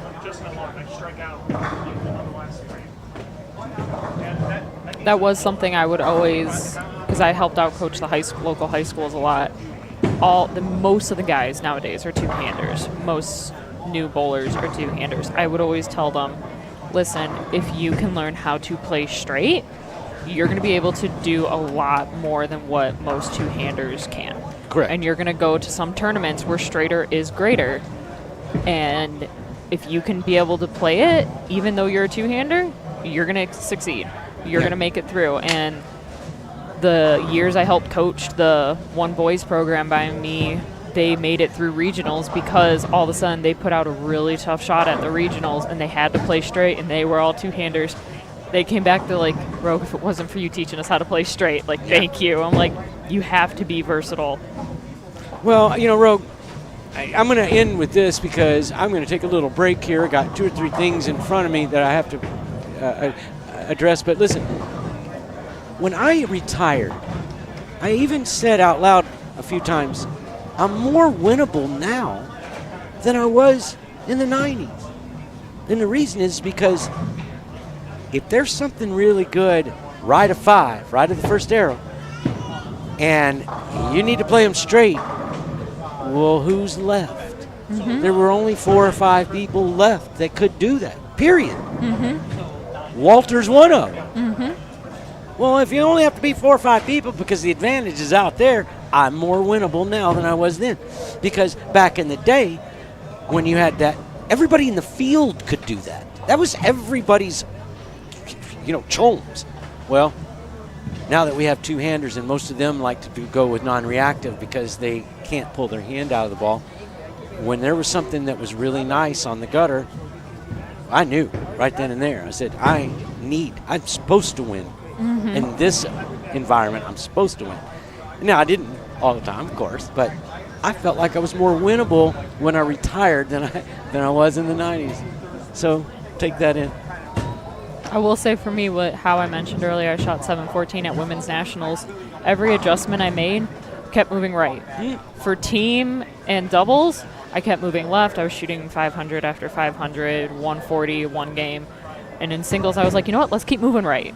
IQAI just kept moving right, kept taking a little shimmy forward to try to knock out the 10-pin. worked beautifully. 250, 256, 218. I think it was like, wow. Moving right is sometimes still very good in the option. It really is, and there's not going to be very many people on the floor at the time doing it, making the right right directional move.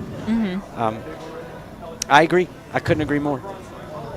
Well, listen, I appreciate all of you for coming on and listening. Thanks for your questions, by the way. I'm going to leave this with the great Phil Brylow. And Rogue, thank you. Thank you for sitting in. Thank you. She'll probably be around, so if you have questions for Rogue, let her know.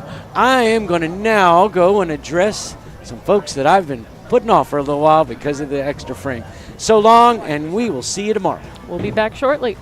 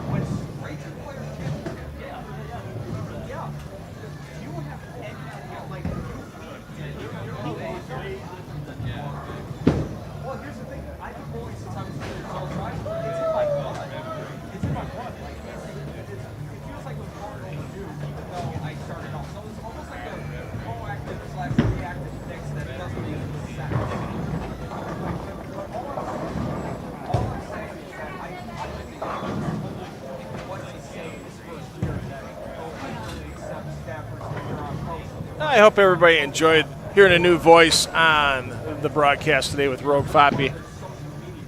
So Rogue, she'll be here all summer long helping out with the PBA LBC National Championships. You'll hear her on the microphone a couple more times when we get PBA elite players in the booth. Now remember, not every squad has elite players, so we only have a main booth feed. if we're going to have a PBA player in the booth. So we'll have Norm back for a little while tomorrow morning. That squad starts at 11 a.m. local time, so noon Eastern for your start time on that. And then no booth squads next weekend on the 7th and 8th. And I don't think there's going to be any on the 14th either, because it's just a single day that weekend of competition. We're taking Father's Day off here, so everybody can have fun with their fathers. We might have a Matt Sanders or Justin Knowles that weekend on June 14th. We'll have to see. But definitely we'll have some players in the booth on the weekends after that in June and July. So I'm glad everybody is enjoying Norm in the booth today. And I'm glad that we got Rogue on board. I think it's very important. This is just my own personal interjection.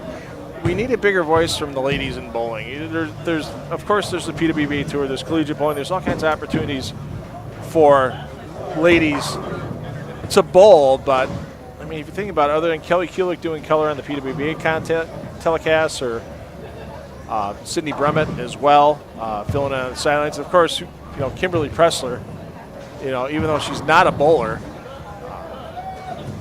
she's picked up on the sport a great deal with her sideline reporting at the PBA. My opinion is I think we need more ladies' voices in the sport of bowling, and I think one of the ways that, since I have this opportunity with 10 on the Deck Productions, and once again thanks to the PBA for bringing me in for the 3rd straight year of live streaming the PBA LBC National Championships, I can help get the voice of the women in bowling out there a little bit more. And, glad to have, like I said, glad to have Rogue on board. She did a great job in the booth. I hope you all enjoyed a little bit of a different perspective that obviously she would bring to the booth compared to an old coot like me, especially an old coot left-hander. So, yeah. We'll get you underway here with Game 4, and we will give you some player rundown, see if we can find some big scores to follow as well.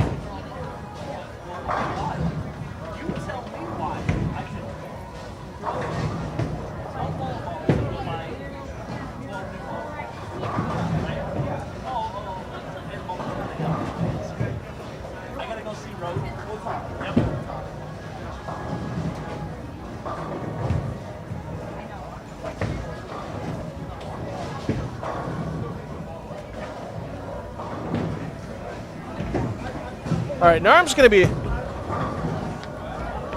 talking to some of the players while they're bowling here for the next little bit. So glad to have Norm. He'll be back before the end of the squad. So if you want to ask him more questions,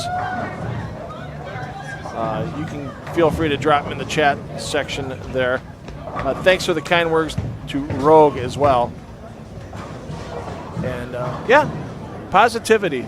We need a lot more of that in this sport. I try to be as positive as whenever possible. I try to be as inclusive as whenever possible.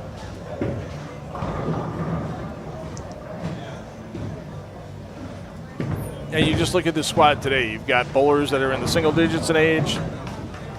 You've got bowlers that are in our senior classic division.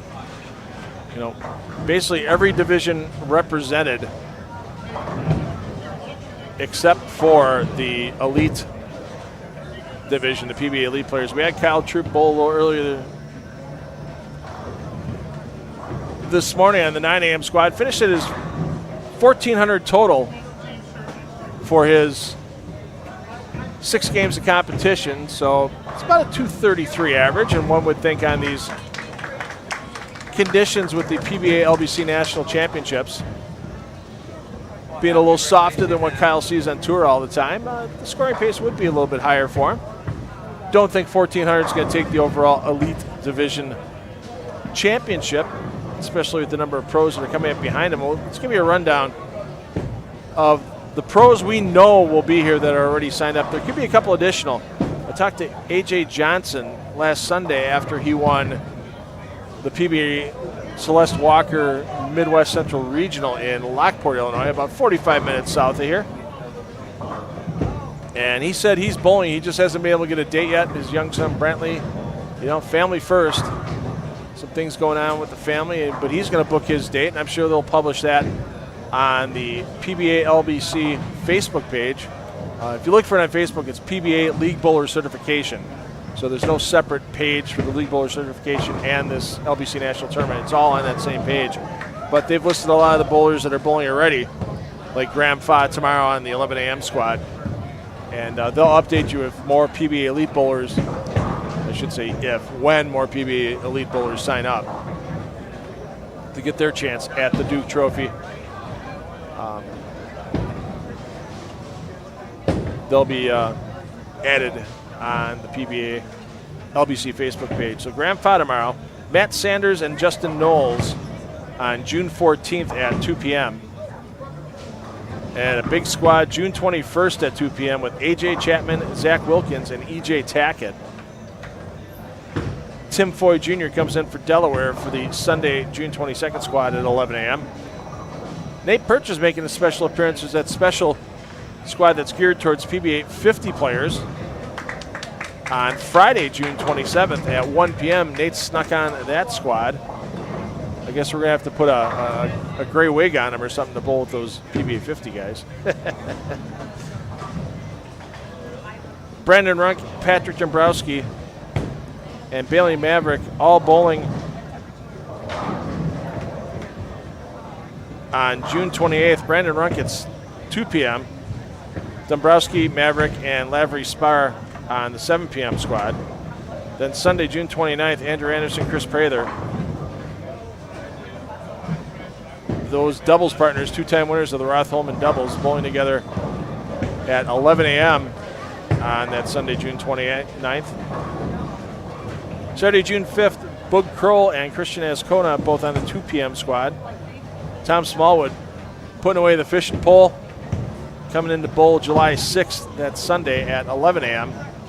And then our final weekend of the event on Sunday, July 13th, the final squad of the event, Kyle Sherman, Bill O'Neill, bowling on the 11 a.m. squad. And something tells me if Kyle Sherman's here bowling that squad, there might be a Brad Miller appearance as well, even though he's not an exempt pro.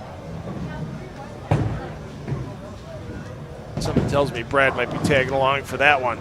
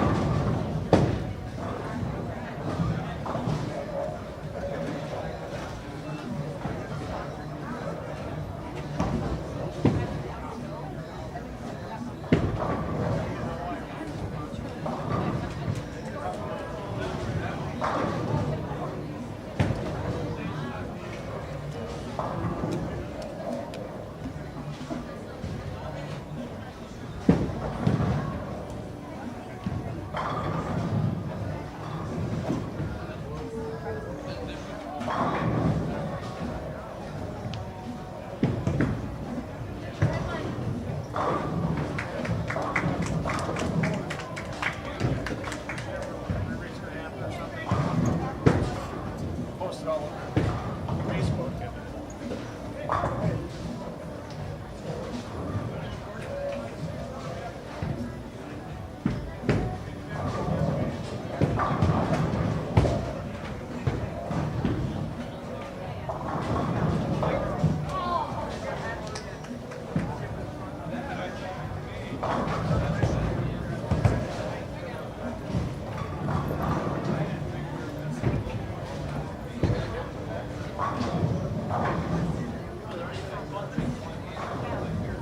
Well, let's get down to the low end of the house momentarily because we got a hot hand down here on 5 and 6. He's stepping up shortly with Connor Pula. Connor with 7-16 for the first 3 games. And started this game 5-bagger spare.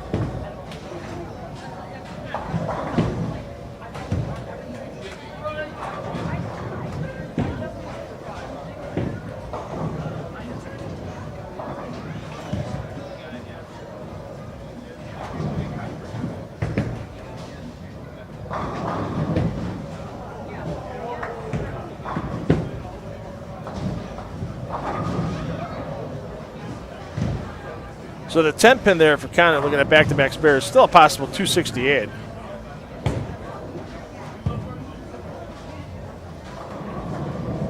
So Connor looking to get past our first squad leader.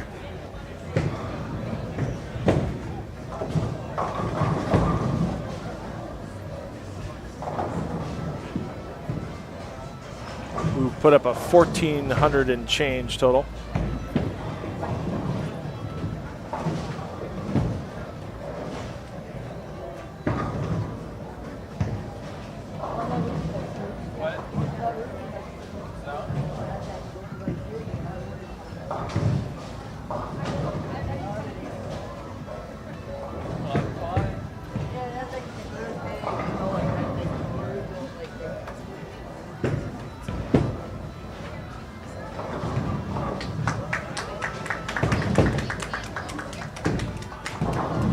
One thing people get the experience with, similar to a PBA Tour event here, is the pacing. 4 on a pair. Bowling goes pretty quick. Got to get yourself ready to go when it's your turn to bowl. There's no double jump rule by the PBA. There's no official lane courtesy rule other than a single lane. Some players might be giving each other 2 lanes on occasion.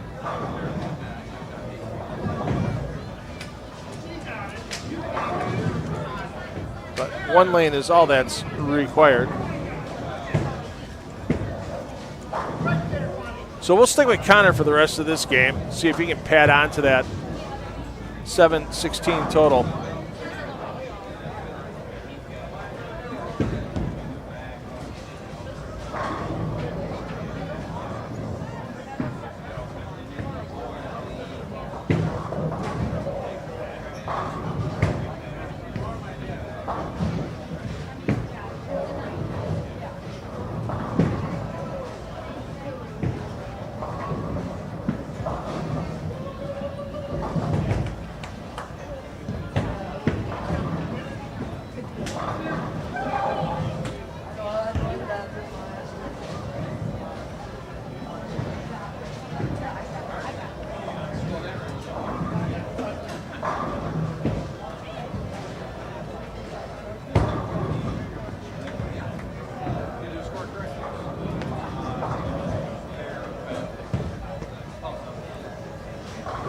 Connor Pula taking care of business right now. Once again, I don't know his exact age. I'm assuming, just looking at the young man, that he might not be 18 years of age yet.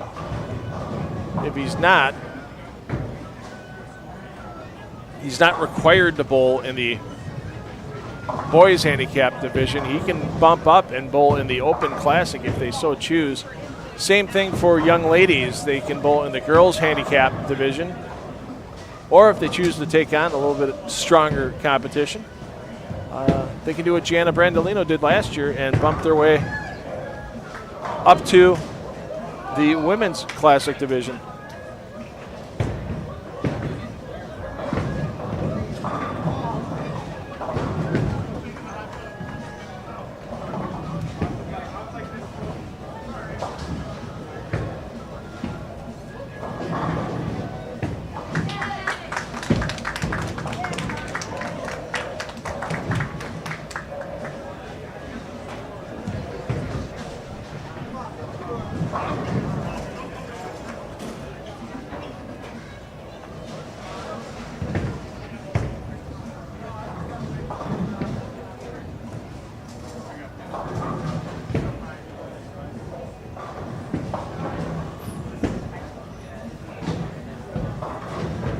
There you see Marty Lamson stepping up lane 4. Marty, one of our participants in the opening ceremonies with the mini clash that Tom Clark and Norm Duke put on to surprise the players this morning. We picked 6 players at random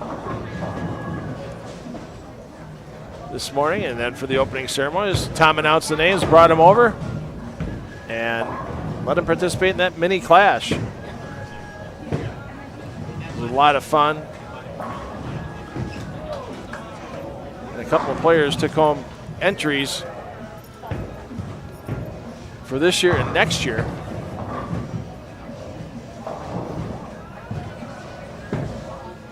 Along with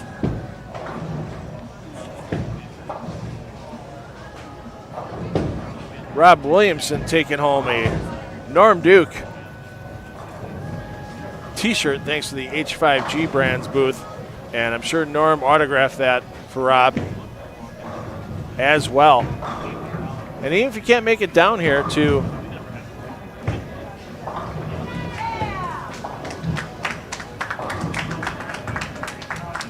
Mount Prospect to watch the PBA LBC National Championships in person, you can still get yourself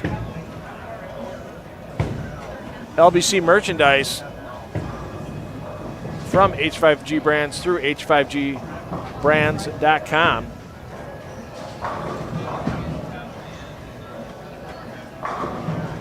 So Connor Pula can get himself to 248.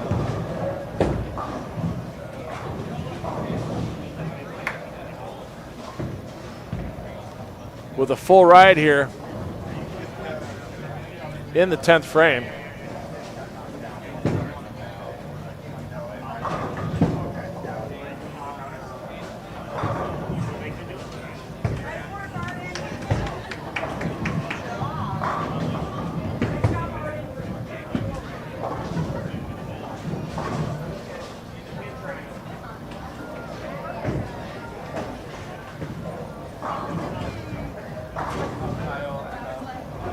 And looking to outpace Louis Drisdell, who came out of the gates 1375 for his 6-game scratch total.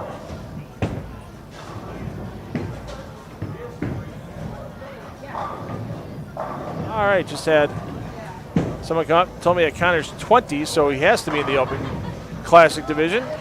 Bowls for Calumet College of St. Joseph. And throws another nice shot. He'll be in the 240s with keeping the ball in the lane. And we will keep an eye for a possible new leader in the Open Classic division, as Connor's going to be moving lanes along with everybody else in the building. Connor's going to be going to 9 and 10 for his 5th game of competition.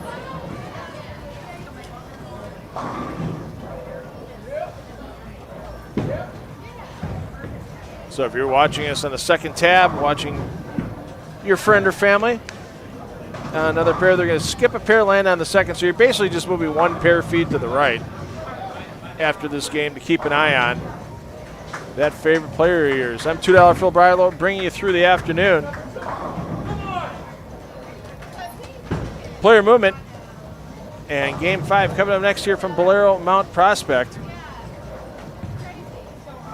This is our second squad on opening weekend of the 2025 PBA LBC National Championships.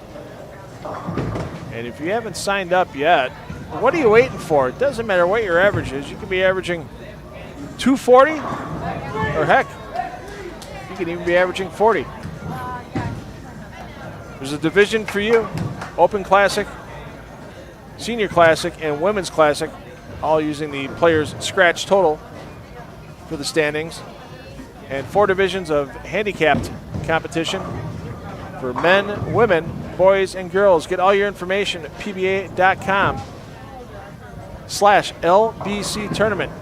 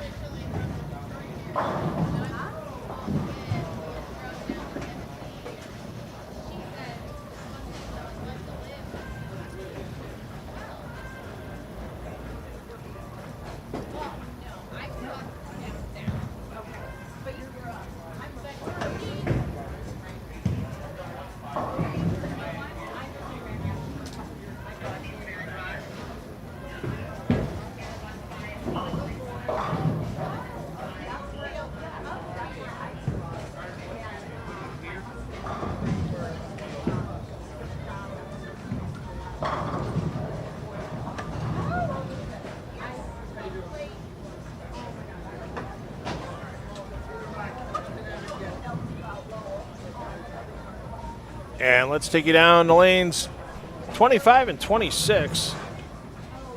These are the bowlers you saw start this squad off down the lanes 3 and 4. They're lucky ones. They get to go straight across the house. Don't need to take the big walk down from lane 32 down to lane 3. There you see Brooke Andreessen. She's playing with Scott Morrell, Ava Mazzella, and Rob Williamson. Coming up, starting their competition in Game 5 on lanes 23 and 24 are Michael Abea, Mario Diming, and Tyler Bry. We saw Tyler off to a solid start earlier today. Slowed up a little bit. Looks like he's at an 826 total. Mario at an 844 total. So not quite pacing what they'd need to get into a top 3 position in their divisions.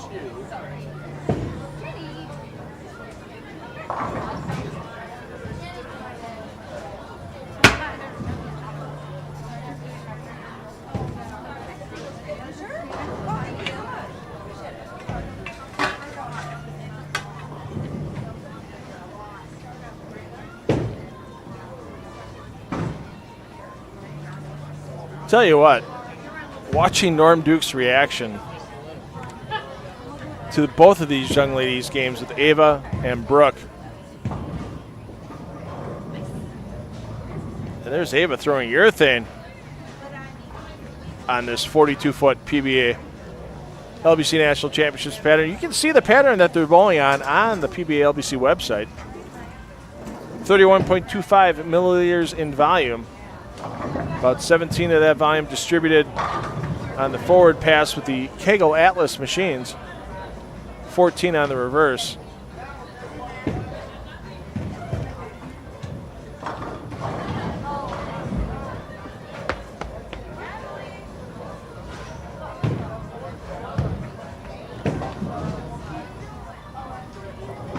And about a 4.5 to 1 ratio. little bit less for the lefties, a little asymmetrical. It's 4.33.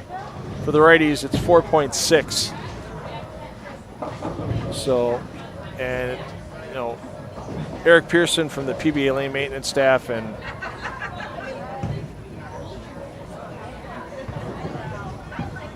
really put his work together to make sure this pattern's playable for all, different speeds, different rev rates. And you're seeing it out here. There's a lot of people with different styles, and they're all finding a way to get to the pocket. It's not that tough to get to the pocket. Sometimes it's a little tough to figure out how to get all 10 down, get those corners out.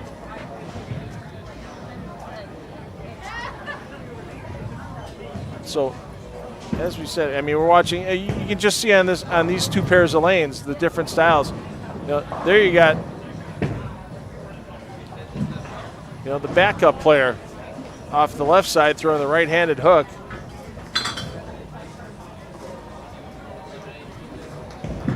With Michael, and then you get the grip it and rip it.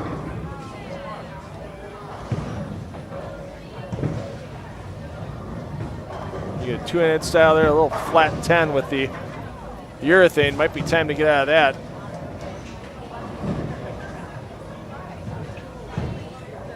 For Elliott. But Tyler Bry, how about that? Backdoor that 4-pin. You know, then you go next door and you just, I think Brooks got everybody but Elliott out-revved on this pair with rev rate and ball speed. There you go. Boy, other than just an errant shot here and there on spare attempts, and young players, I mean, it happens. The spare games get better as they improve and they keep realizing, hey, I don't always have to throw 5 in a row if I can throw 3 in a row, a spare and a double instead of throwing 5 in a row on an open. Kind of get you close to the same score. Williamson, I'd say almost throwing the exact same line that Brooke is, just a little different piece of equipment. Definitely the ball speed, pretty close to Brooke. And they're still finding the outside part of this 42-foot pattern very playable. We saw that last year with our Open Classic Division champion, Mark Blaha. Didn't get too deep too early. Sometimes people get fooled by the transition and they think, you know, whether it's they think PBA pattern, they've watched their favorite PBA players on TV, or just past experience, they think that they really have to move left a little quicker than they really have to. Just keep yourself away from 210s on those moves. Don't move too much.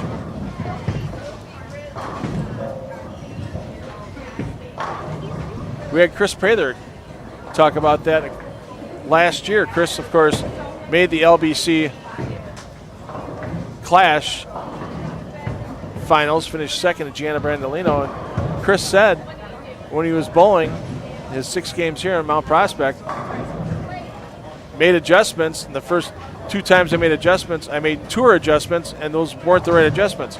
Once I realized what I needed to do, that's when the strikes kept coming for him. And he had a couple really big last games to get himself second overall.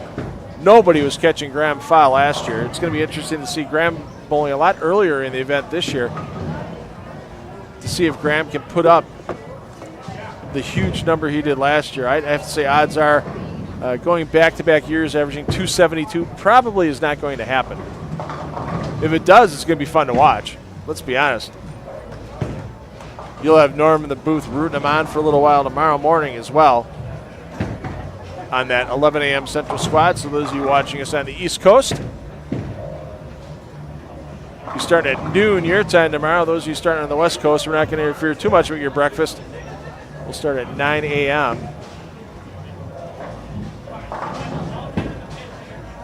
And sometimes the difference getting a big check in an event and getting a small check or no check in an event isn't it the number of times you knock all 10 down, it's the number of times you leave one after the second shot in the frame.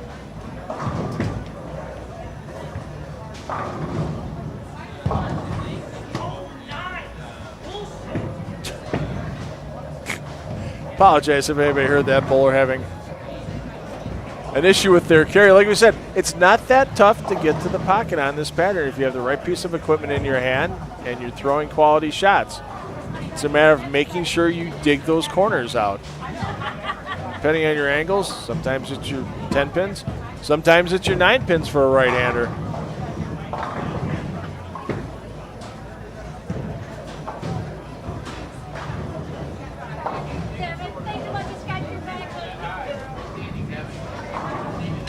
Let's check in with Connor Puglia. Sitting at 964 for his first 4. So if he shoots basically 2-0 each of the last 2 games, he'll be your day 1 Open Classic Division leader. But of course, that and $5 get you the same biggie bag you'd have at Wendy's if you weren't the leader. $6 if you get the bacon cheeseburger instead of the regular. But Pula trying to put his name on the top of the leaderboard early here with this qualifying weekend. Just underway, one more squad tomorrow, as we mentioned, 11 a.m. local time, noon Eastern. Your start time for that squad.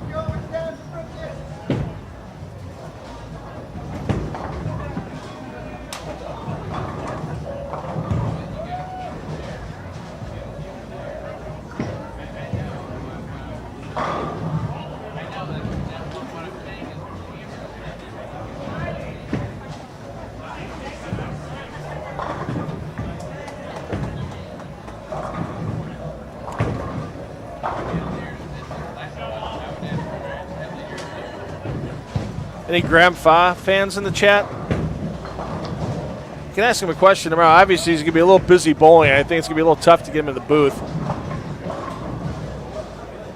while he's bowling his 6 games.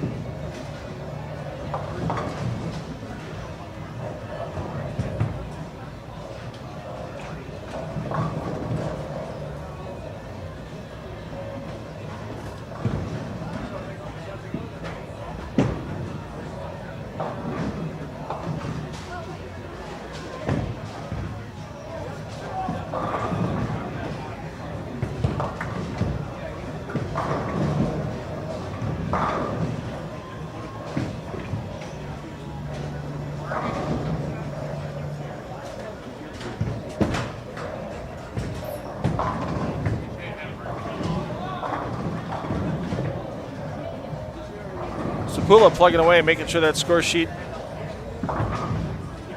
stays open free.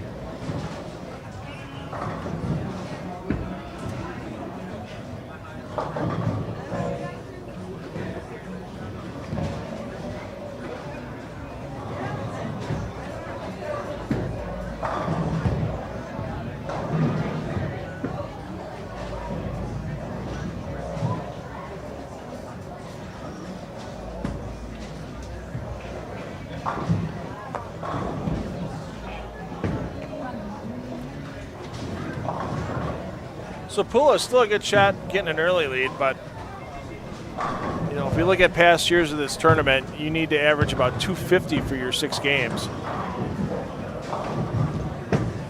Trey Heinrichsmeyer did that in 2023, averaged actually about 254. Mark Blaha was about 253 last year for his 6 games. So kind of Pula can strike out here. Another game in the 240s.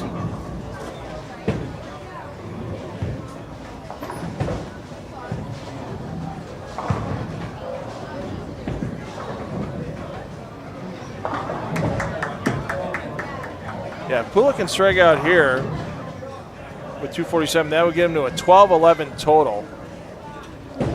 Or plus 211 for 5. If he shot 289 the last game, that'll leave him at 1,500 even. We saw Mark Blaha last year put up a 279 the last game to get to his winning total. So it can be done, but Pula basically has to strike out to get to 1,500. Still a good score for opening weekend. Setting the pace and knowing that you're walking out here, and regardless, maybe you might not win the event, you're probably going to get yourself a decent-sized paycheck once the tournament's completed on July 13th.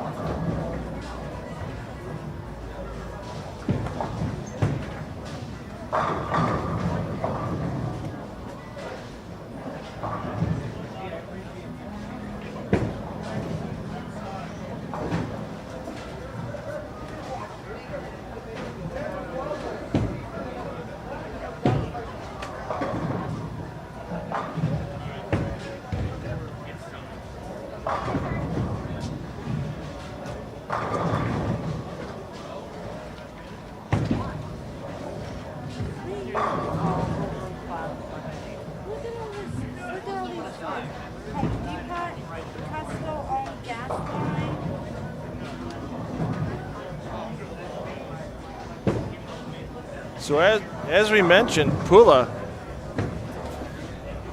Still the outside chance to get to 1,500. We're going to stick with Connor next game, so you can follow your favorite player. Just open up that description here on the main feed. You'll see all the pair feeds listed. You can click on one of those links. It'll open up a second tab for you.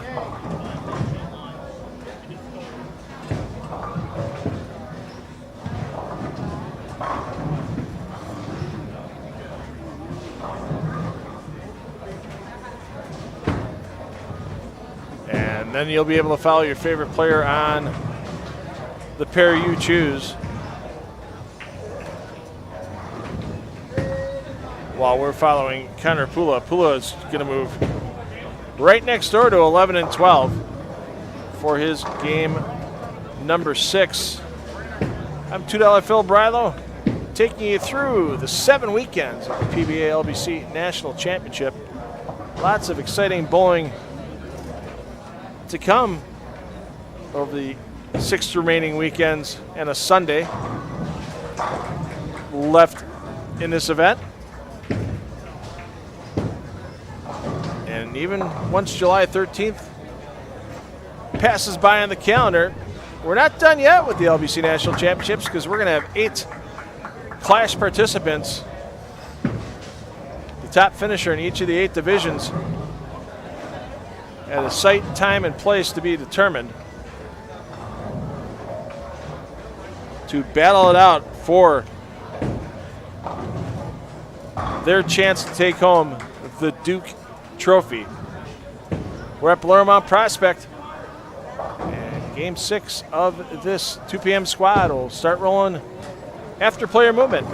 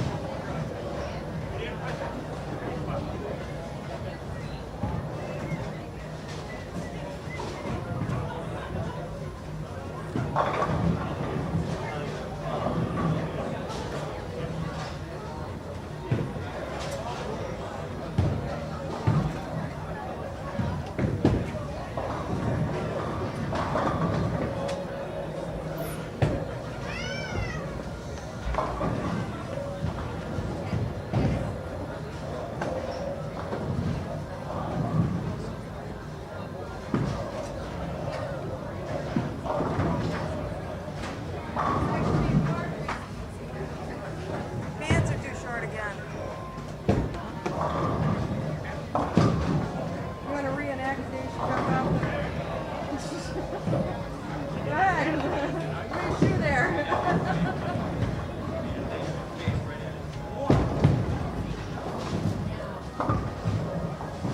Face planted.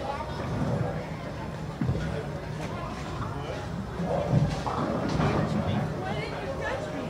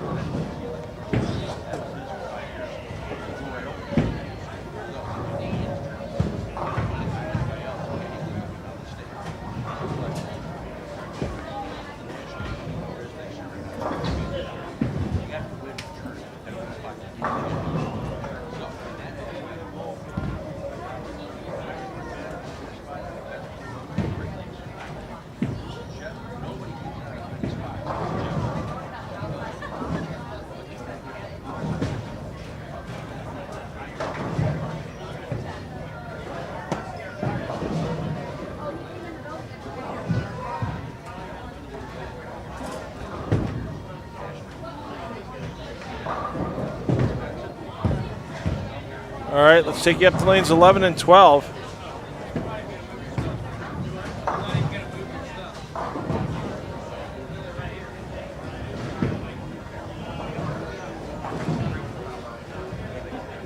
Favorite Connor Pula, he's not there.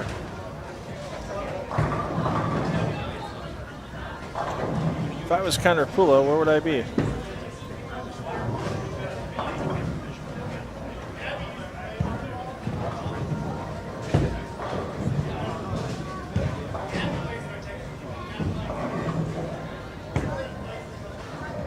He'll be coming up here on 11 and 12.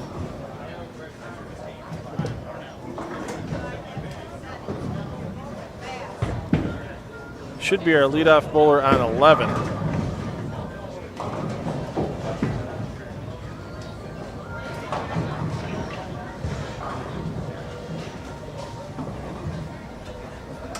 There you see him getting ready to step up. He's at plus 211, or the actual pinfall total of 1211. And some of you might be new to PBA competition. When you hear that a player is plus or minus, it's a pretty simple equation to go through, especially as tournaments get later and later in a tournament, because you don't want to say this person has 10,318 pins while the other person has 10,304 after a certain number of games. That's why the PBA uses the plus-minus system off of a 200 average. So right now Connor has 5 games in, so 5 times 200 is 1,000. And then you subtract that number from the bowler's actual total, and that gives you a plus score. In this case, Connor is plus 211 pins over that 1,000 mark. Or if somebody was under, let's say, you've got his lane mate Lucas right there at 954, you'd subtract the 1,000 from 954, and that leaves you with minus 46. So it's a really easy system once you get used to it on the over-under plus-minus pinfall totals. It just takes a little getting used to it. With a short block like this, especially early on, we usually just give you the total pinfall, but let's say a bowler had 734 pins for their first 3 games. 3 times 200 is 600, minus, subtract that from 734, and it's a plus 134 total.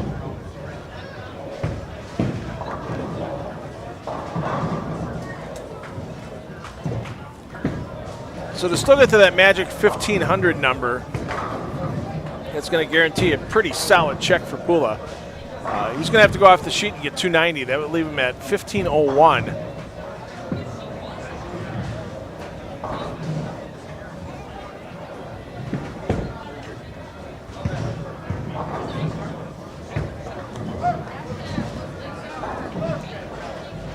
But then again, trying to put an 11 bagger on the board, I don't care what you're bowling on. I don't care if it's House China, a U.S. Open pattern, or Wii bowling. Getting 11 in a row isn't always the easiest thing to do. But you can't start 11 in a row without 1 in a row, and there you go for Pula. The dream of 1,500 total still alive.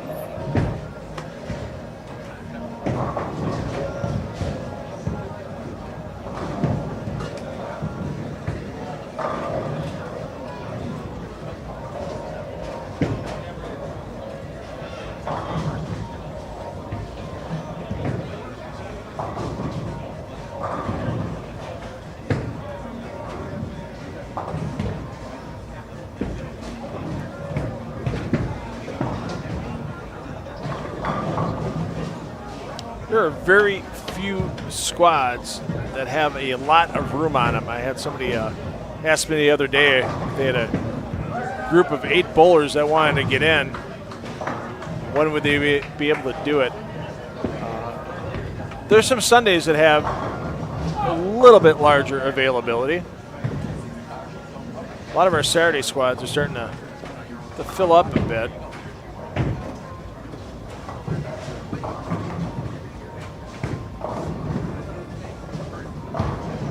And Pula's not going to get to 1,500, and trying to shoot at a railroad. Oh no, it's just the 2-pin, so it should be a little bit of an easier spare for him.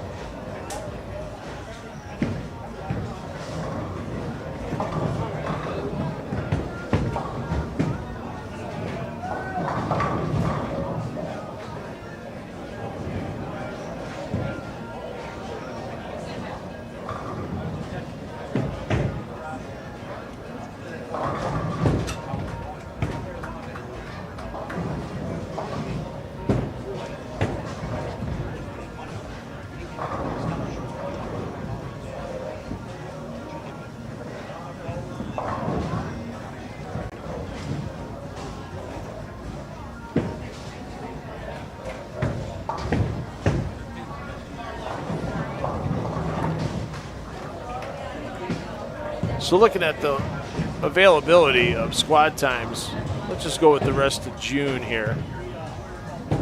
Starting with next weekend, there's less than 20 spots available between both squads. 9 a.m. on Saturday, June 7th, 2 p.m. on Saturday, June 7th. On Sunday, June 8th, just 6 open spots remain.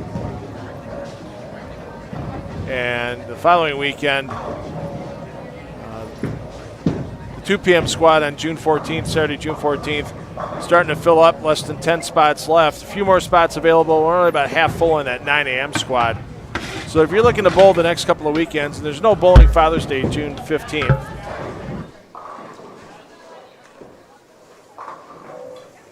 So if you're registered with League Pals already, you can go check out the availability of squad times on the PBA.com/LBC tournament. Just click on register now. You don't have to register, but it does give you all the information so you can select your squad time. And as we get deeper into the tournament, Saturday, June 21st, 9 a.m. squad's about half full. No room left on the 2 p.m. squad. And that 7 p.m. squad that they just added already has about 20 players in it, and they just opened that squad up. So Sunday, June 22nd, that squad has less than 15 spots left. So, yeah, squad times are filling up. Don't wait too long. If you're watching us and want to share in the PBA LBC National Championships excitement, get registered ASAP, PBA.com/LBC tournament.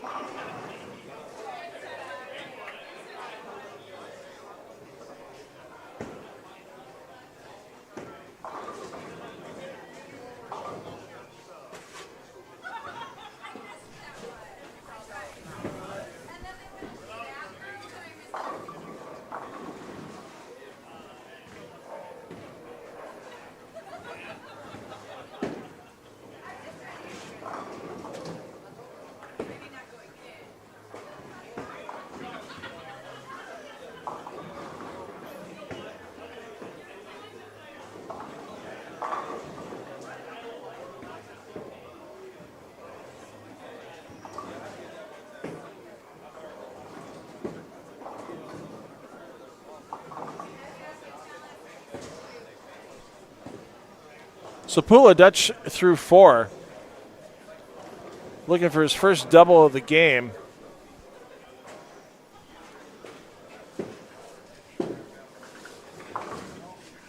If he can get a couple strikes piled onto this one, he's got to feel pretty good about walking out of here with a solid 1,400 plus total.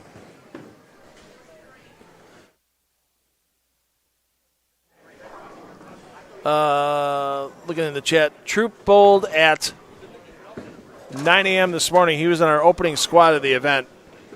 Bowled with his lovely fiancee Brianna and their son Caleb. And there's a double for Pula. So Cal put up a pretty good total. It was around a 230 plus average for his total. He had some struggles in game 5 though. Hit a pair. Started with 4 the first 5 opens. Still managed to salvage 180 out of that game, but yeah, it really brought his overall total down for the day. If you missed Kyle's bowling, you can go back and watch it, as all the feeds for the PBA LBC National Championships are archived on the PBA YouTube channel. We covered Kyle a lot with Norm Duke in the booth on our 9 a.m. squad. We also had Norm a little earlier on this 2 p.m. squad. Of course, I'm going by local time here. And we'll have Norm back with us tomorrow, noon Eastern time, 11 a.m. here in Mount Prospect, Illinois, as we're at Bolero Mount Prospect for the second year in a row for this PBA LBC National Championships. we're kicking off 7 consecutive weekends of competition.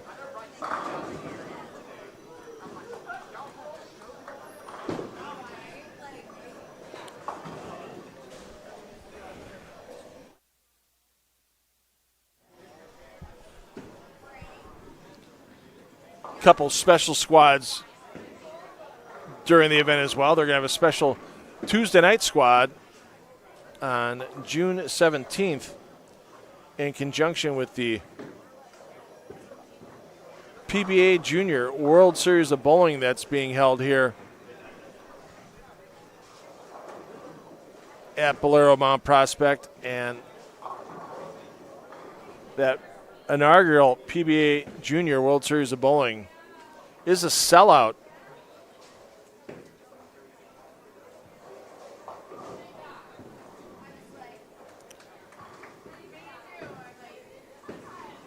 Starts with a practice session on Monday, June 16th. Then 3 days of competition for those PBA junior players.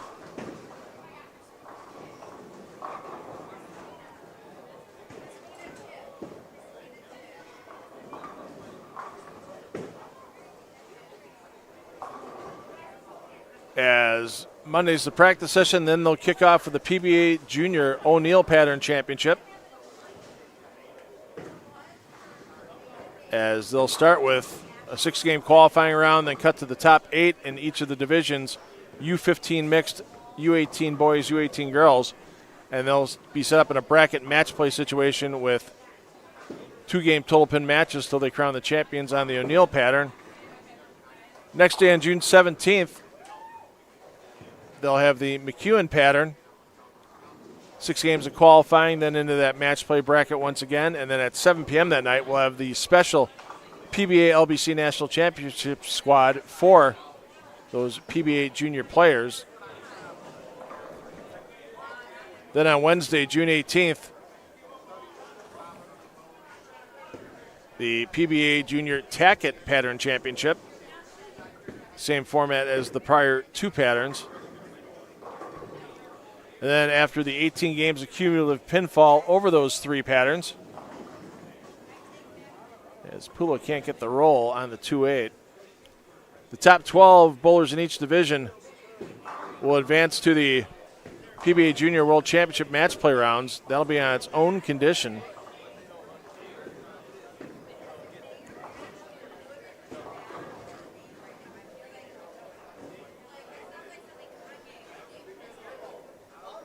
They'll have 3 4-game match play, so it's going to be a round-robin match play prior to a stepladder finals for each of the 3 divisions on Thursday night, June 19th.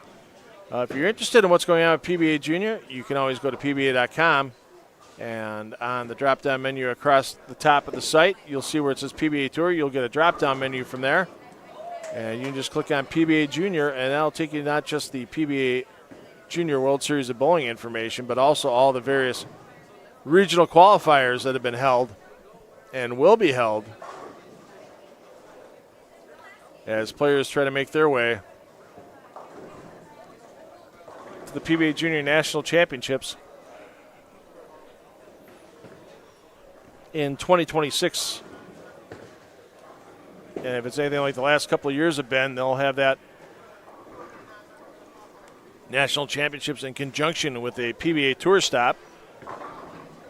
And something tells me they'll probably also have those National Championship finals on one of our broadcast partners, whether it's the CW, CBS, or maybe there's another one that might be out there. In the original press release, the PBA did say media partners, plural. So plural is 2, plural is 3, plural is 4.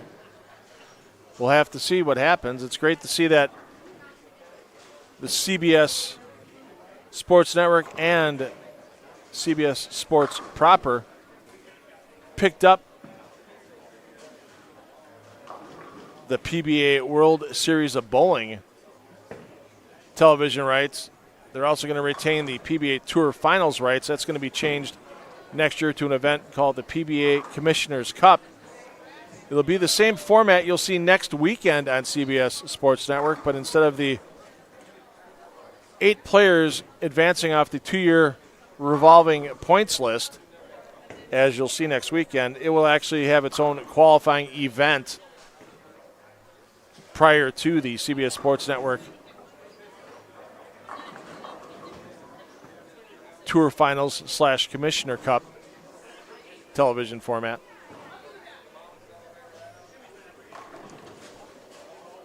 Sapula can get another game in the 240s here. Can get himself with around a 14, almost 1460 total. Can get to 1459 if he strikes out.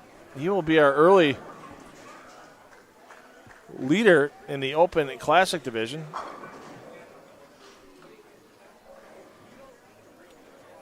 I just don't see that score standing up through tomorrow and 6 more weekends. It might stand up through tomorrow. Don't think it stands up through 6 more weekends.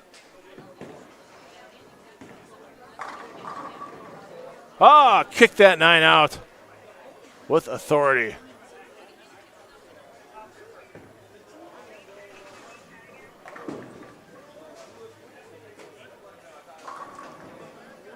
Pula sets that ball down nice and early at the foul line. 6 destroys the 10. And Pula just not throwing huge games, but he's throwing a lot of 220s, 230s, 240s today.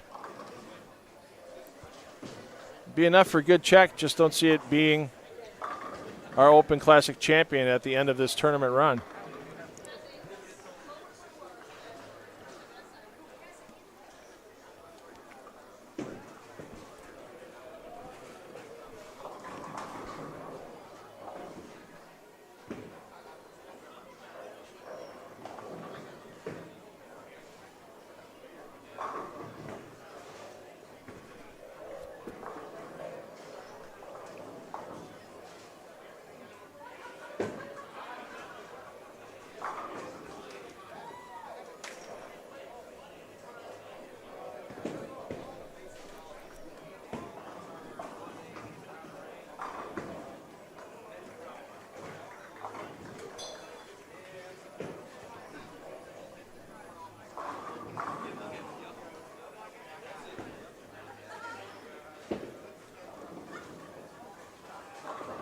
So I want to thank everybody for joining us here on the first day of the PBA LBC National Championships. I want to thank our partners on site with H5G Brands, providing some great PBA merchandise.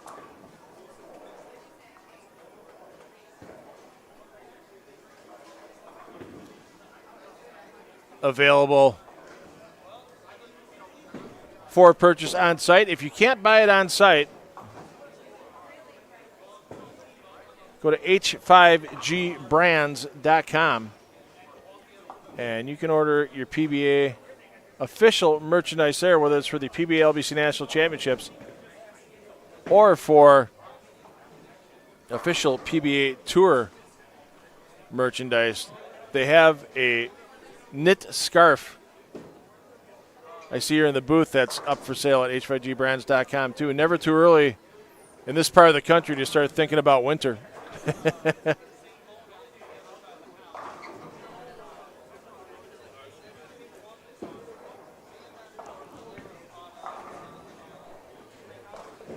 And we're waiting for Connor Pula to step up. You see him coming in on the left side of your screen, lane 11. There he is. Trying to finish off at 248. Oh, not going to. Oh! And as soon as I say not going to happen, something comes out of the back, takes the 9 out into the 4-pin. You can't teach that kind of carry. You're born with it. If you're carrying stuff like that, my goodness. What an incredible carry there by Pula to help keep that 1450 dream alive. Coming into your picture again. See if he makes an adjustment off that 4-9. Yes, he does. And now the messenger takes the 10. So if he goes halfway between those last two shots, he should be flush pocket to round things out here at Bolero Mount Prospect. As I said, might not be a winning score, but it's definitely going to be a pretty nice check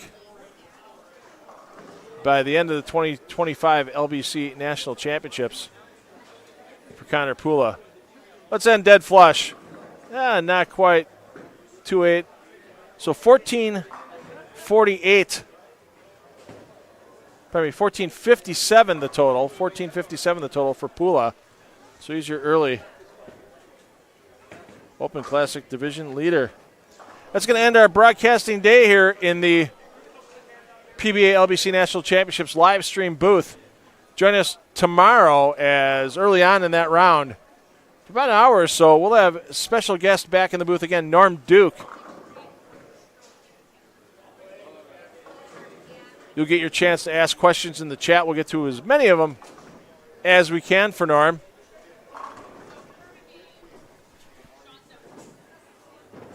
And you will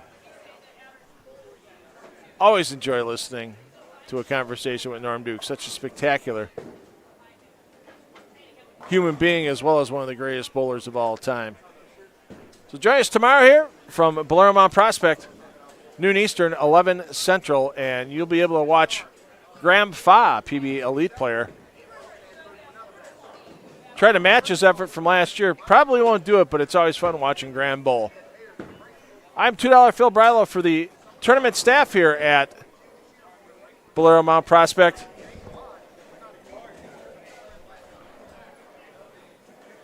Take the kids bowling because you know they're going to have fun for life, and a great way to do it this summer is with the Bolero Summer Pass. Get a couple games a day all summer long for a great price. Check it out at your local Bolero Center or Bolero.com to get that info. We'll see you tomorrow at noon Eastern, 11 a.m. Central.